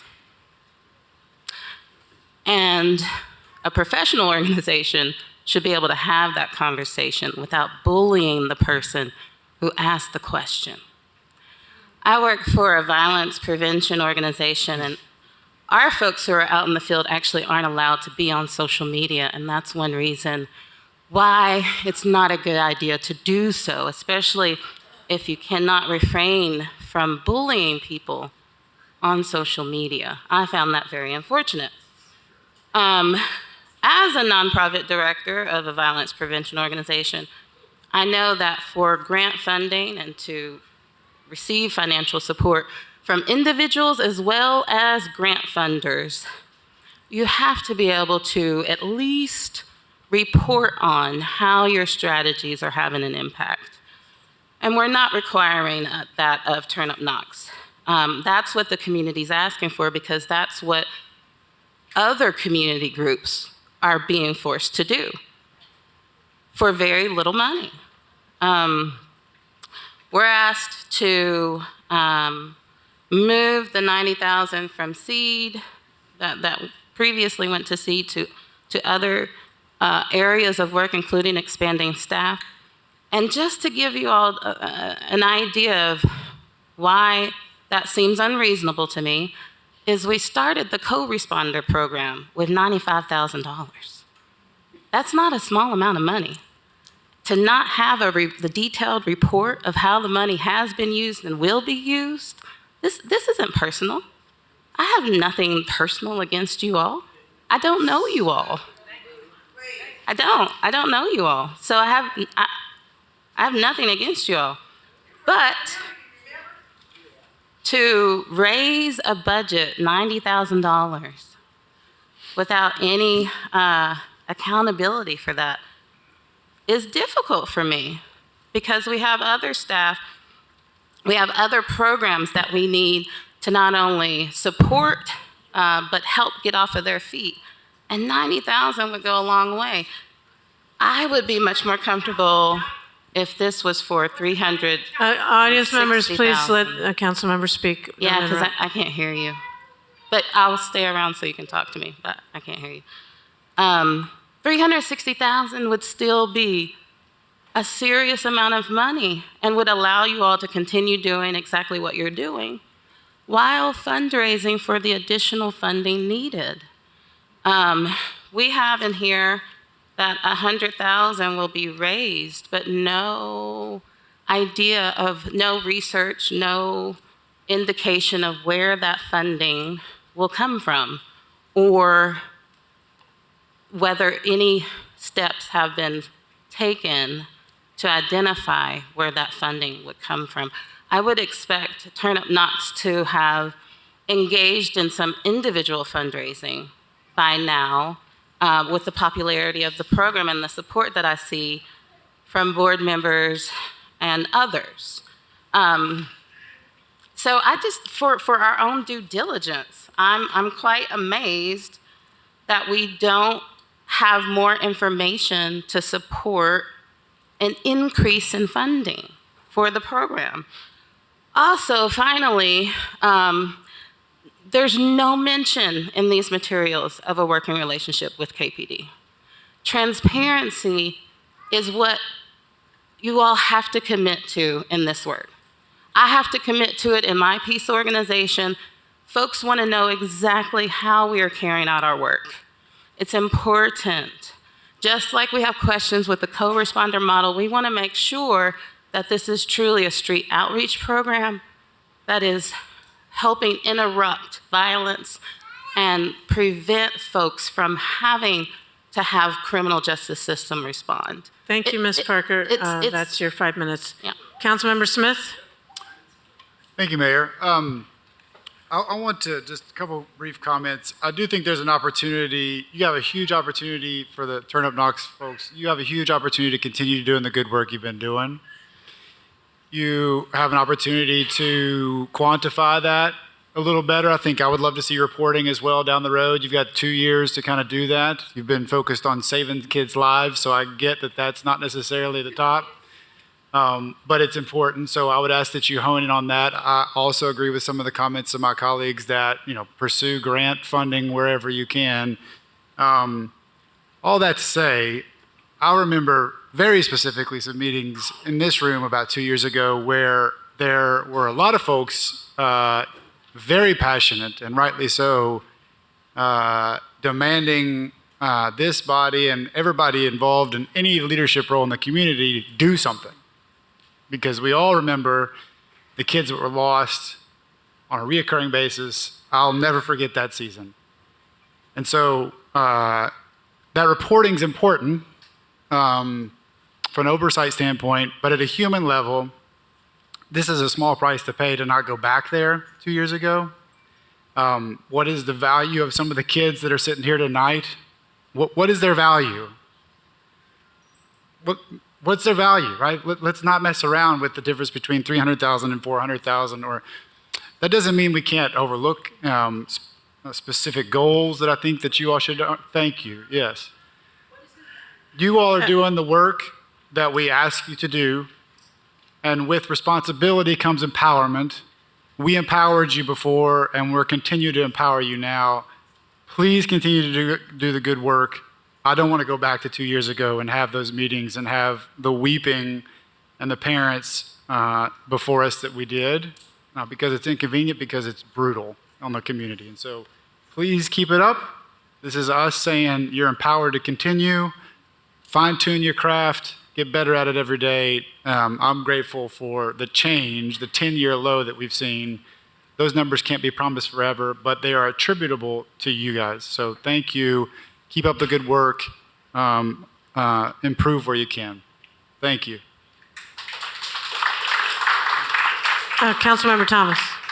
Yes, I don't want to go back 2 years ago either, because when we were back 2 years ago, people in my community were calling me out to do something about this. And I had long discussions on people's front porches where people, just regular folks up and down the street, could come and talk to me. And what they were telling me is what we were doing was not enough, and it wasn't the right thing to do. And what has made me a strong supporter of this particular group is that it's consistent with what people were telling me on those front porches that we need to be doing. This is a different approach, and it has a network that's not so obvious. You couldn't put it on a spreadsheet. But part of the work they do is reaching out into the community and having a partnership with regular folks in the community that know the streets and they know what's going on and they know the people out there. And that's not easy to quantify. So the only, I guess, to underline the point that I really want to make is that this is consistent. This approach that our group here today is making is consistent with what I had been hearing. And so I want to continue to support it, and it's showing some benefits, and let's give it a chance. And it's a new program, and it's a little bit different, but from what I'm hearing, this is the approach that needs to be taken, and it's not being served by some of our nonprofits who are actually doing excellent work, but we're doing a little bit something different here. So thanks. Thank you, Councilmember Thomas. Ms. Parker, your light is on. Go ahead. I just want to emphasize that's the reason why we need the data and the real reports, because we don't want a repeat of the high level of violence that we've experienced as a city, but we have to understand what is contributing to lowering that violence. How much is street outreach a part of the solution? How much are these other strategies that community groups are leading a part of the solution? Perhaps we need to support, turn up Knox at this level, and we need to support the other folks at this level to ensure that we continue to see a reduction in the violence. That's not the conversations that we're having.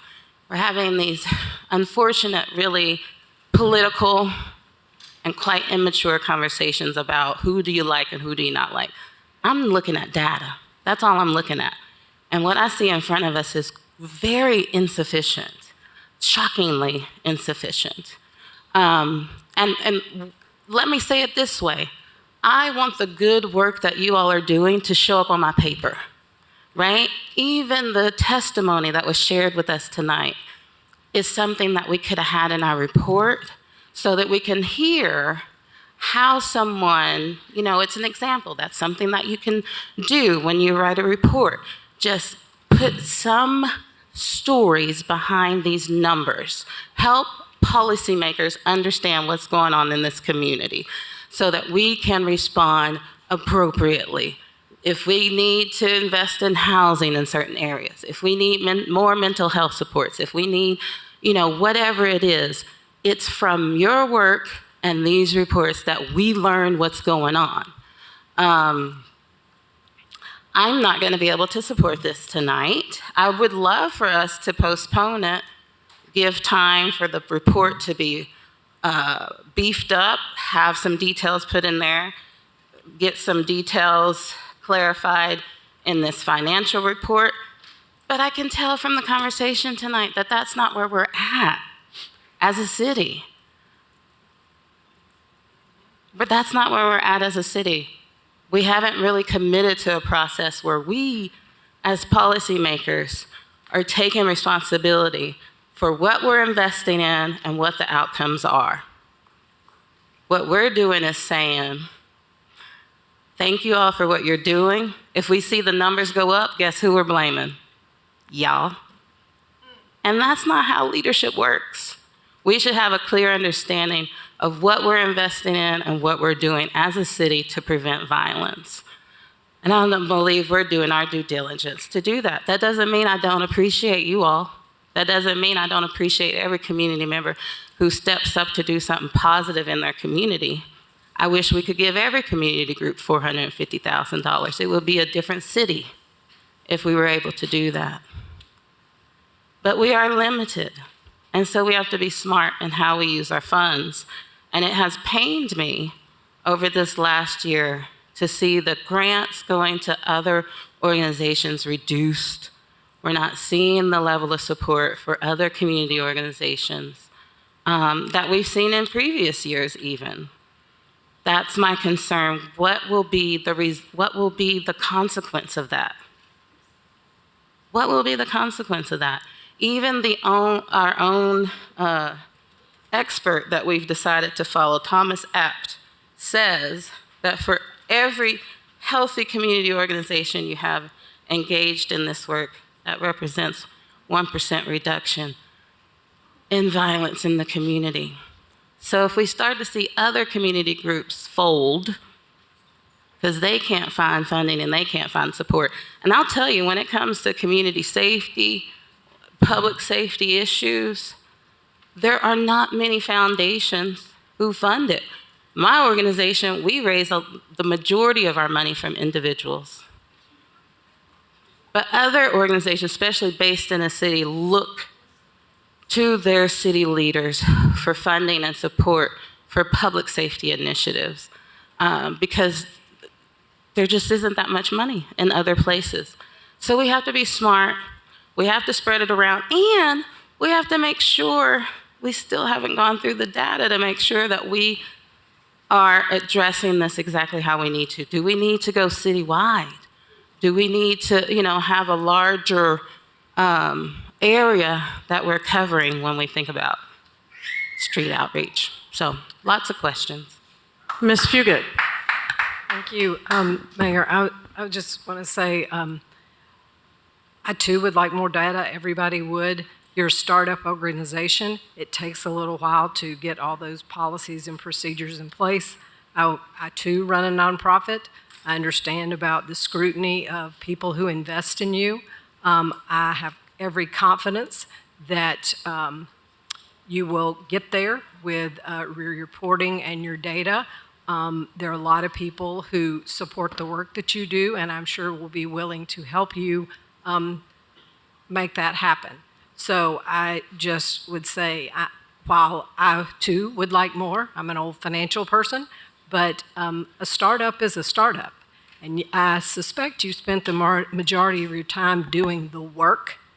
I do think it is probably helpful to now expand some board help or whatever that can help you do some of those other things as you move forward to continue to seek funding, not only from the city, but foundations and others, and wish you the best of luck. Thank you. Thank you. Council members and members and supporters of Turn Up Knox, I just want to say that Turn Up Knox is a startup organization. They've done incredible work in a short amount of time. They've done work that we as a city, as city council, and me as mayor have asked them to do to build their capacity to do. They're doing it well. They're getting better every day. And they have my confidence and support to continue saving lives in this city.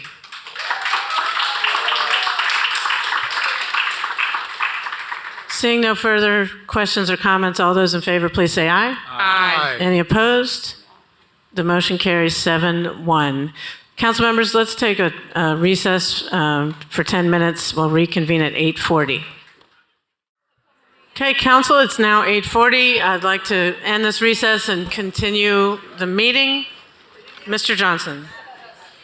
11F is a resolution authorizing the mayor to accept a proposal from Midwest Casualty Company to provide excess workers' compensation insurance coverage for the City of Knoxville employees and K-Trans Management Incorporated's employees for a one-year period at a premium not to exceed a corresponding percentage of annual payroll currently estimated to be $188,256. Move to approve. Second. Motion made to approve and seconded. Any questions or discussion? Seeing none, all those in favor, please say aye. Aye. Any opposed? Motion carries. 11G is a resolution authorizing the mayor to execute an agreement with, Oh, the screen is dead. Never mind, you fixed it. Thank you. 11G is a resolution authorizing the mayor to execute an agreement with Henley Roofing Company in an amount not to exceed $713,300 for the Dr. E.V. Davidson Community Center re-roof and HVAC upgrades project. Move to approve. Second. Motion made to approve and seconded. Any questions or discussion? Seeing none, all those in favor, please say aye. Aye. Any opposed? Motion carries. 11H is a resolution authorizing the mayor to execute all documents necessary to apply for and, if awarded, accept a Dow Chemical Grant Award in the amount of $9,021.47 for the purchase of Stop the Bleed kits. Move to approve. Second. Motion made to approve and seconded. Any questions or discussion? Seeing none, all those in favor, please say aye. Aye. Any opposed? Motion carries. 11I is a resolution authorizing the mayor to execute an agreement with Spatco Energy Solutions LLC for the complete removal, disposal, and replacement of 2 underground fuel storage tanks located at 3409 Vice Mayor Jack Sharp Road for an amount not to exceed $363,563.06. Move to approve. Second. Motion made to approve and seconded. Any questions or discussion?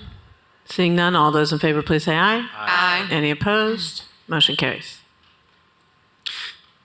11J is a resolution authorizing the mayor to execute a grantee agreement with Volunteer Ministry Center to provide an amount not to exceed $108,171 in homeless general funds for the provision of emergency shelter services for approximately 116 eligible individuals through its dental clinic and resource center. Move to approve. Motion made to approve and seconded. Any questions or discussion? Yeah. Councilmember Ryder? This might be a question for Boyce, but have we given funds to Volunteer Ministry Center before? Or I'm sorry. Never mind. I misread this. I'm fine. Thanks. Okay, any other questions or discussion?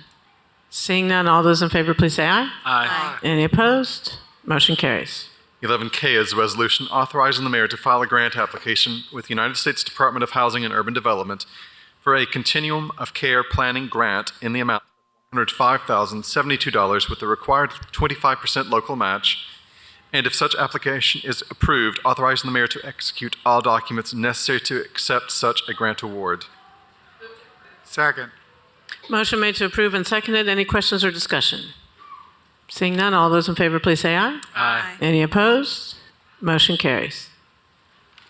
11L is a resolution authorizing the mayor to execute an amended agreement with the Tennessee Department of Transportation to provide state match funding in the amount of $648,566 to Knoxville Area Transit for its Formula Urbanized Area Transit Grant Assistance in order to extend the contract end date to March 30, 2023 to December 31, 2023.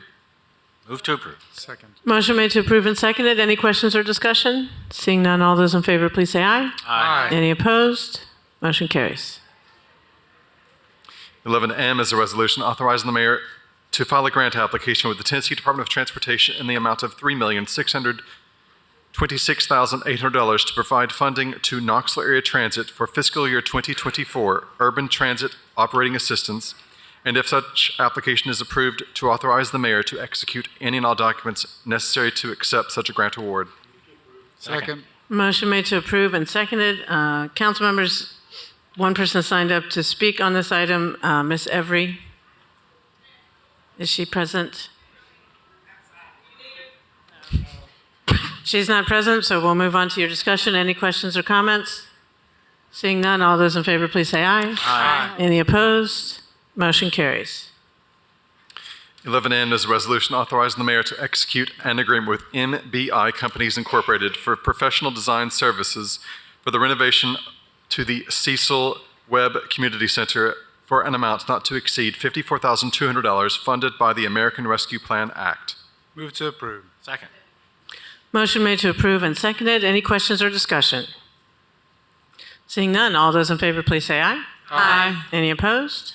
Motion carries. 11O is a resolution authorizing the mayor to execute an amendment to document C-17-0288 to extend the tri-party defined services contract with Knox County, Tennessee and Helen Ross McNabb Center Incorporated for Behavioral Health Urgent Care Center to extend the agreement for 3 additional years through July 31, 2026. Move to approve. Second. Motion made to approve and seconded. Council members, you all are familiar with the origins of the Behavioral Health Urgent Care Center, BHUC, which opened its doors in 2018. The BHUC is designed to divert adults from jail and the criminal justice system who could be better served with connection to mental or substance abuse services. So every year, hundreds are diverted from incarceration. I also want to take a moment. First of all, thank you to the McNabb Center for partnering with us on this and being so effective. I also want to take a moment to clarify the difference between the BHUC, which has been in place since 2018, is on your agenda right now, and the empath unit that is being constructed at the St. Mary's site. empath stands for Emergency Psychiatric Assessment, Treatment, and Healing. That facility will be designed to divert persons who have a mental illness, not necessarily from incarceration, but from local emergency rooms, to a place that is designed to provide immediate psychiatric care and services with the goal of stabilization. So thank you for your support of both facilities that are critical in helping some of the most vulnerable in our city. Vice Mayor Roberto. Thank you, Mayor, and thank you for those comments on the BHUC. We've heard a lot tonight about being intentional about disentangling those in crisis away from the judicial system, and this is a great example and a highlight of work that has already taken place where you have the city, the county, and the state working together towards something. And just to piggyback on what the mayor has said, in the 5 years that this program has existed, we've diverted over 2,000 individuals away from the judicial system and providing them with compassionate, community-based care. That's exactly the kind of things that we need to be doing. And so I commend everyone involved with this, and I just wanted to highlight that example of everyone working together with, probably some different perspectives, but finding something that needs to be done in our community and working on it together. Thank you. Thank you. Any other questions or discussion? Seeing none, all those in favor, please say aye. Aye. Any opposed? Motion carries. 11P is a resolution authorizing the mayor to execute an agreement with Galls Incorporated for the purchase of employee uniform garments for the Public Service Department, Knoxville Area Transit, Engineering Department, Fleet Services, and Parks and Rec Department for an estimated amount of $90,000. Moved. Second. Motion made to approve and seconded. Any questions or discussion? Seeing none, all those in favor, please say aye. Aye. Any opposed? Motion carries. 11Q is a resolution authorizing the mayor to execute an agreement with Summit Uniforms for the purchase of employee uniform garments for the Public Service Department, Knoxville Area Transit, Engineering Department, Fleet Services, and Parks and Recreation Department for an estimated amount of $90,000. Move to approve. Motion made to approve and seconded. Any questions or discussion?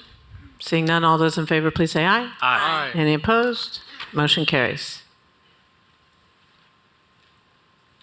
12A is an ordinance of the Council of the City of Knoxville to amend Chapter 7.5, Article 2, Section 7.5-66 of the Knoxville City Code to adjust the composition of the Audit Committee. Second. Motion made to approve and seconded. Any questions or discussion? Councilmember Ryder? Yes, Mr. Johnson's going to pass out a substitute motion to each council member. Ordinance, substitute ordinance. There were a couple of typos that we realized after this went to publication, very minor, but I was told this is the way to handle this. So I'll point out the two changes that are in here. In section B, it's the audit committee shall be composed of 7 members. 4 members shall be current members of council appointed by the vice mayor, subject to council approval. 3 non-city council members. So we just needed that word interjected in there. And then the other addition for this substitute motion, substitute ordinance, is CA and seat B and C to have staggered terms so that they can get started with those appointments. So I'd like to make a motion to substitute this ordinance. Second. Okay, motion for a substitute to offer a substitute motion has been made and seconded. Are there any questions? I guess we have to vote on the approval of the substitute motion. All those in favor, please say aye. Aye. Any opposed?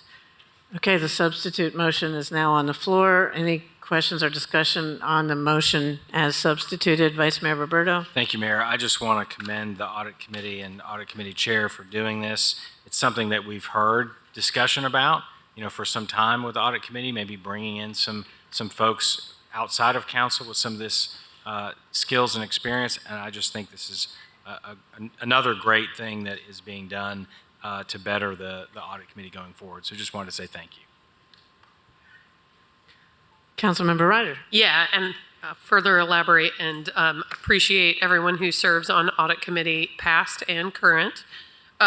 Basically, the change here is to bring the City of Knoxville's Audit Committee in line with what other cities are doing. We did a review of Clarksville, Chattanooga, Memphis, Nashville also follows the same model. We don't use them as a comparison for us because they're metro government.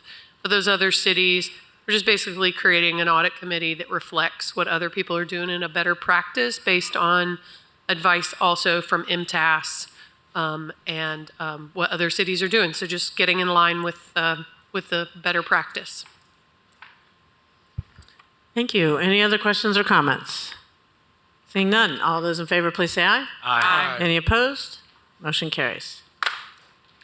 12B is an ordinance appropriating the sum of $6,000 from the community empowerment budget and donating same to Creative Community Cultural Arts to support entrepreneurship training and workshops for youth. Move to approve. Second. Motion made to approve and seconded. Any questions or discussion? Seeing none, all those in favor, please say aye. Aye. Any opposed? Motion carries. Okay, we have 5 people signed up for public forum. First is Mr. John Zieda. Mr. Zieda, are you present? I don't think he's here, so we'll move on to the second person, Hannah Freeman.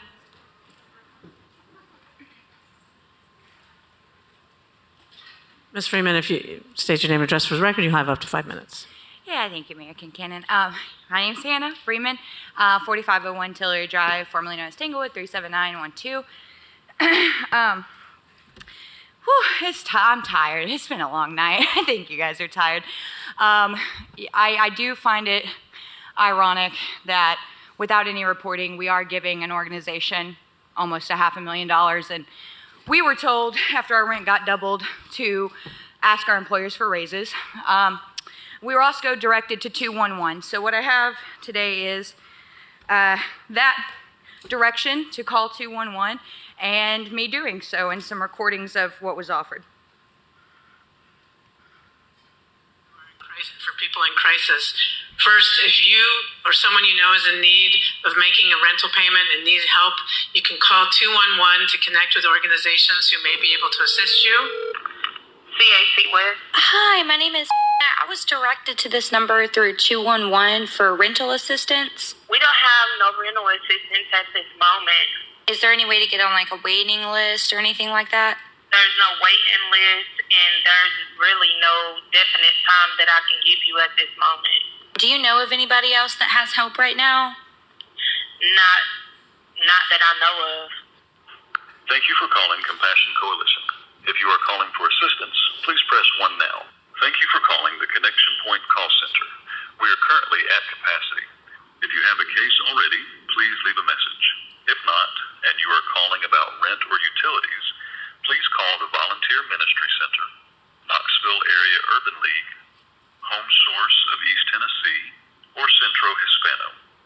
If you are calling for resources other than utilities, please call 211. Thank you. It's a great day to be at the Knoxville area. Urban League. May I help you? Yes, I was directed to this number through the 211 for rental or utility assistance. So I just wanted to talk to somebody. Yeah, on whatever you all would be able to help with. Right now. Okay, well, I'll transfer you to help.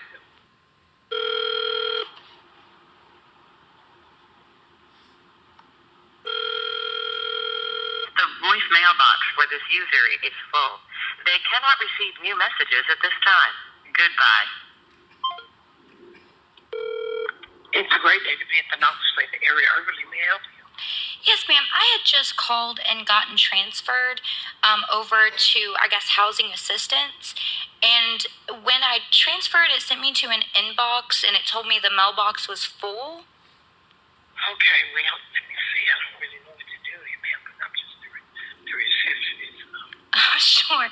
No worries. I just wanted to make sure that was the correct number that you had sent me to. Yes, ma'am. I sent you to the right voicemail. Okay. I sent you to housing. Just give me your name and number, and I'll pick it around there and stick it on the housing door. CAC Lighting Energy Assistance. This is Dawn speaking. Hi, Chris. My name is Hannah. I was given this number through 211 in regards to utility assistance. Have you had help with us before? I have not.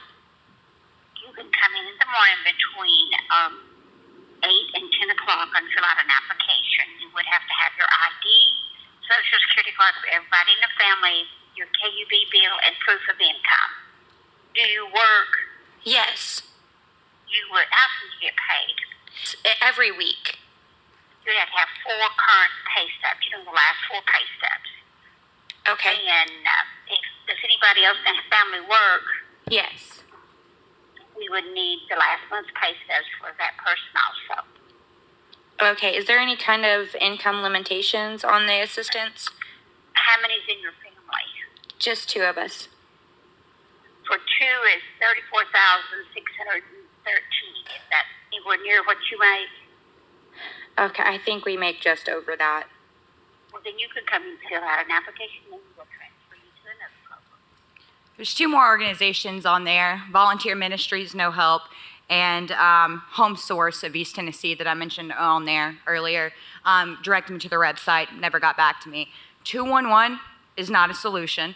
Asking our bosses to double our wages to match our doubled rent is not a solution. Thank you. Next person signed up to speak is Kay Surratt.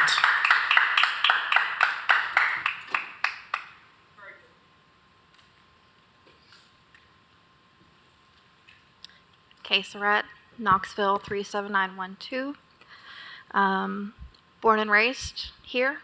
I've lived all over this city my entire life. Originally, I'm from Lonsdale. Most people wouldn't know that about me because of how I carry myself and how I present myself.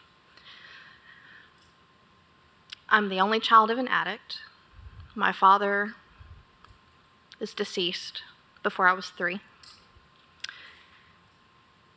I'm divorced. And again, I have 3 children.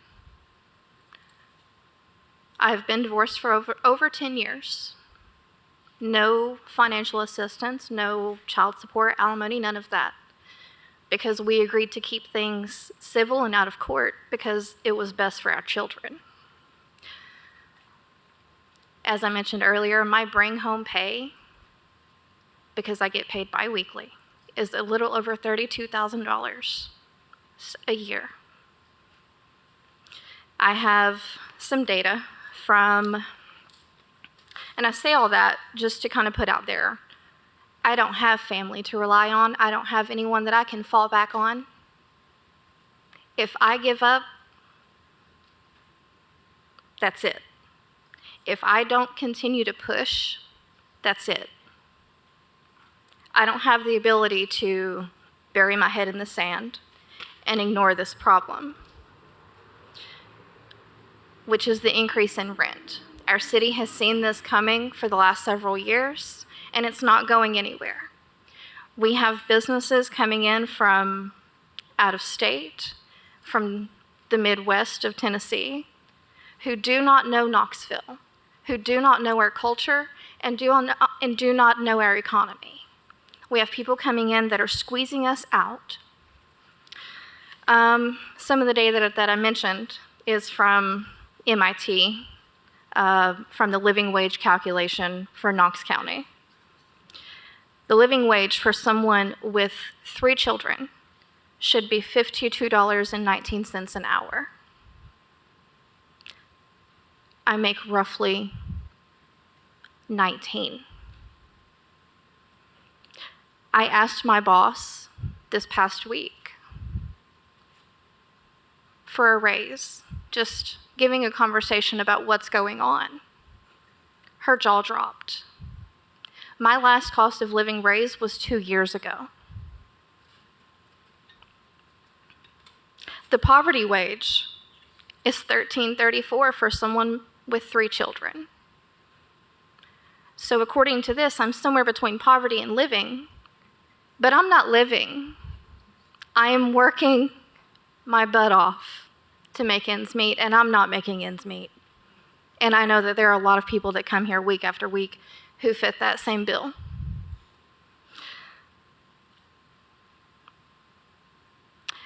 It breaks down typical expenses. Food for 3 children for a year is about $11,540. Medical is about $8,668. Housing is about $15,855. You combine just those 3 items, that's a little over $36,000. My salary doesn't reach that. My salary doesn't reach that. So I took on a second job part-time this past December. I have to work it around my schedule with my children and still have time for myself in order to take care of my mental health and my own well-being. There's another item listed of other, which I'm going to assume it's about clothing and things like that, just miscellaneous items, and it's almost $10,000. It goes on to list required annual income after taxes for a person with 3 children, 1 adult, 3 children, is $91,566. Mayor, I know that you are a big proponent that Knoxville has very low wages. We are presenting a problem to you, and we need help. We don't need to be told to call 211. As you've heard, that's not a resource. That's not help. We ask you and implore you for a solution because our homeless population is growing and will continue to grow. Thank you. Next person signed up to speak is Rick Roach. Mr. Roach.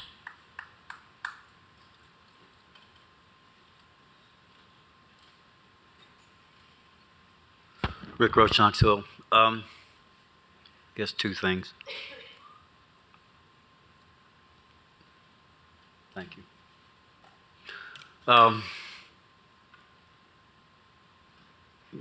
About the last 20 years, I've been living that kind of life. You know, you wake up in the morning, everything is good, but you know you got to go through some stuff. You know, and you think, okay, people are telling me, you know, how intelligent I am. Okay. all that good stuff. Rick, you work hard. Every time I see you, you're working hard and you're doing this for other people and blah, blah, blah, blah. But you know what? I get up and I go through a day and it's rough. It's rough. And I don't think people understand that for somebody who is supposed to be as highly functional as I am, or am supposed to be, that it's a crapshoot. And I'm a native Knoxvillian. I grew up in this town. I've been all over Knox County. I know nooks and crannies that some of you would never believe. And when I was younger, it was a nice place. It really was. It was a good place. Didn't know any different. That's with all the other crap that I now realize was going on as I was growing up. And then I started paying attention to a lot of the crap. A bunch of the crap. And I'm using this word because that's the best word I got for it. Okay? Along the way, I've met nice people. Great people. But then, all of a sudden, I realized that there's a lot of dysfunction in this place called Knoxville, Tennessee, in Knox County. A lot of dysfunction. And it became a picture, a microscopic picture of what probably is going on out in the world today. This place needs a lot of healing. A lot. And I don't know how to emphasize it anymore to maybe spur people on to, I mean, when you see people lose their stuff and the system is so confusing, it is so dysfunctional, and I'm sorry, you guys are leaders. You went out there and you requested people to vote for you, and this is what we get. And then the people, your hirelings, just keep it going. And this is not to discredit folk or anything like that. I mean, I've had people basically tell me the same thing in particular situations, that they thought that what I was doing was only causing misery and pain. And I take that to heart, and that's probably why I end up standing in front of you guys and saying what I say, because I couldn't put myself in those positions anymore. I can't. I won't. And I beg of you guys, and I don't beg. Most people that know me know I don't ask for crap. I want to say the S word, but, you know. You guys have a responsibility.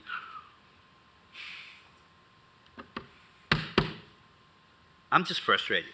And I don't like to say I'm frustrated with people, but I see people do stuff over and over again. And then when you try to put them in check and say, hey, man, listen, this isn't working. Stop it. Okay. Yeah, but. And it goes on and on and on and on. And so I've questioned you all's reality. I've questioned your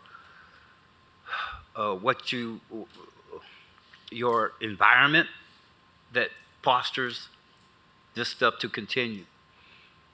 And I'm telling you, it's going to be a situation where one day everybody's going to wake up at the same time. And it's going to be hell on earth. The last person signed up for public forum is Nikki Lynn.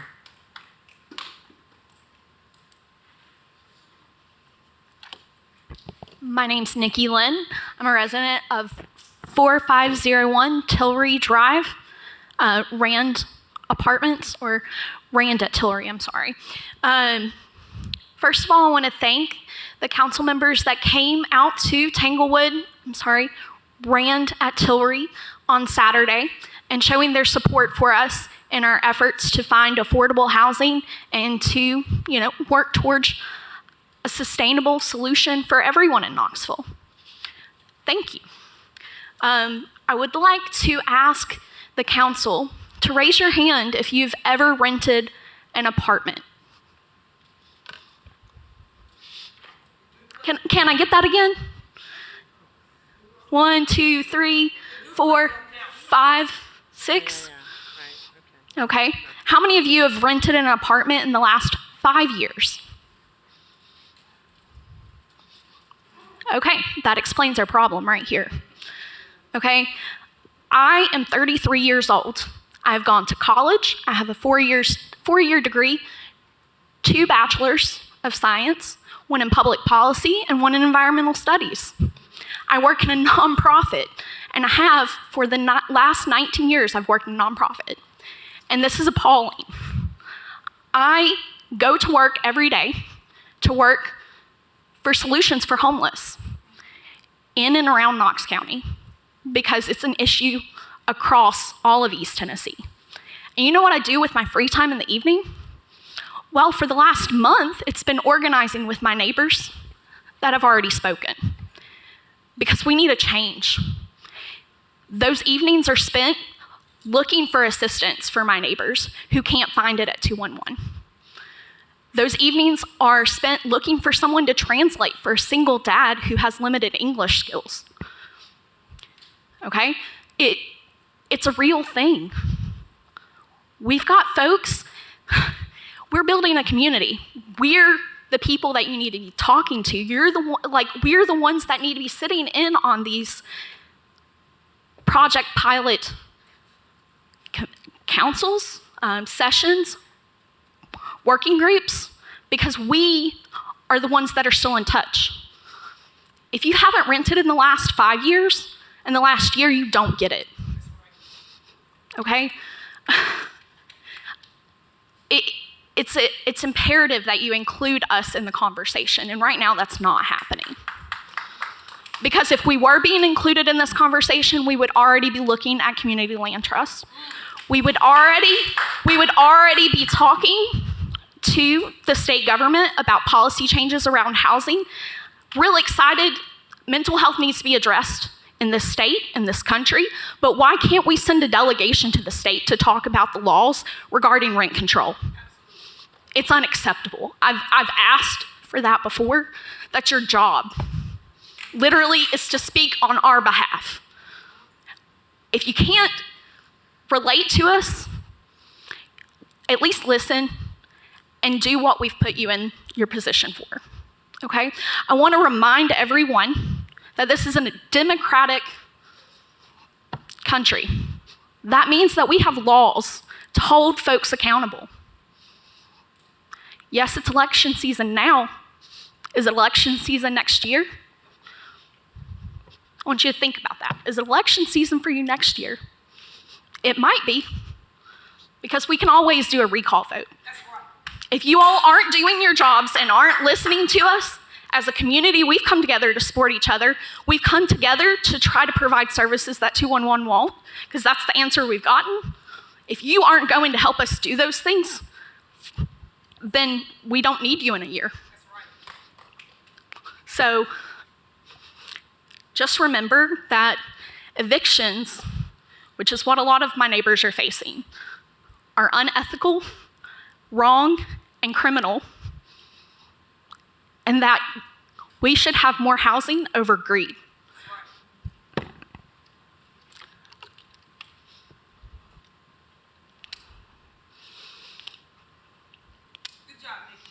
I'm not giving you time. We're going to sit here for the next 17 seconds because I want the body to think about what's going on.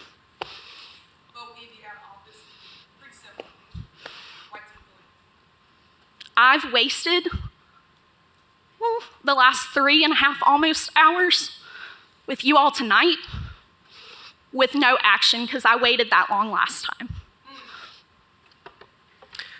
Council members, that concludes public forum. Without objection, this meeting is adjourned.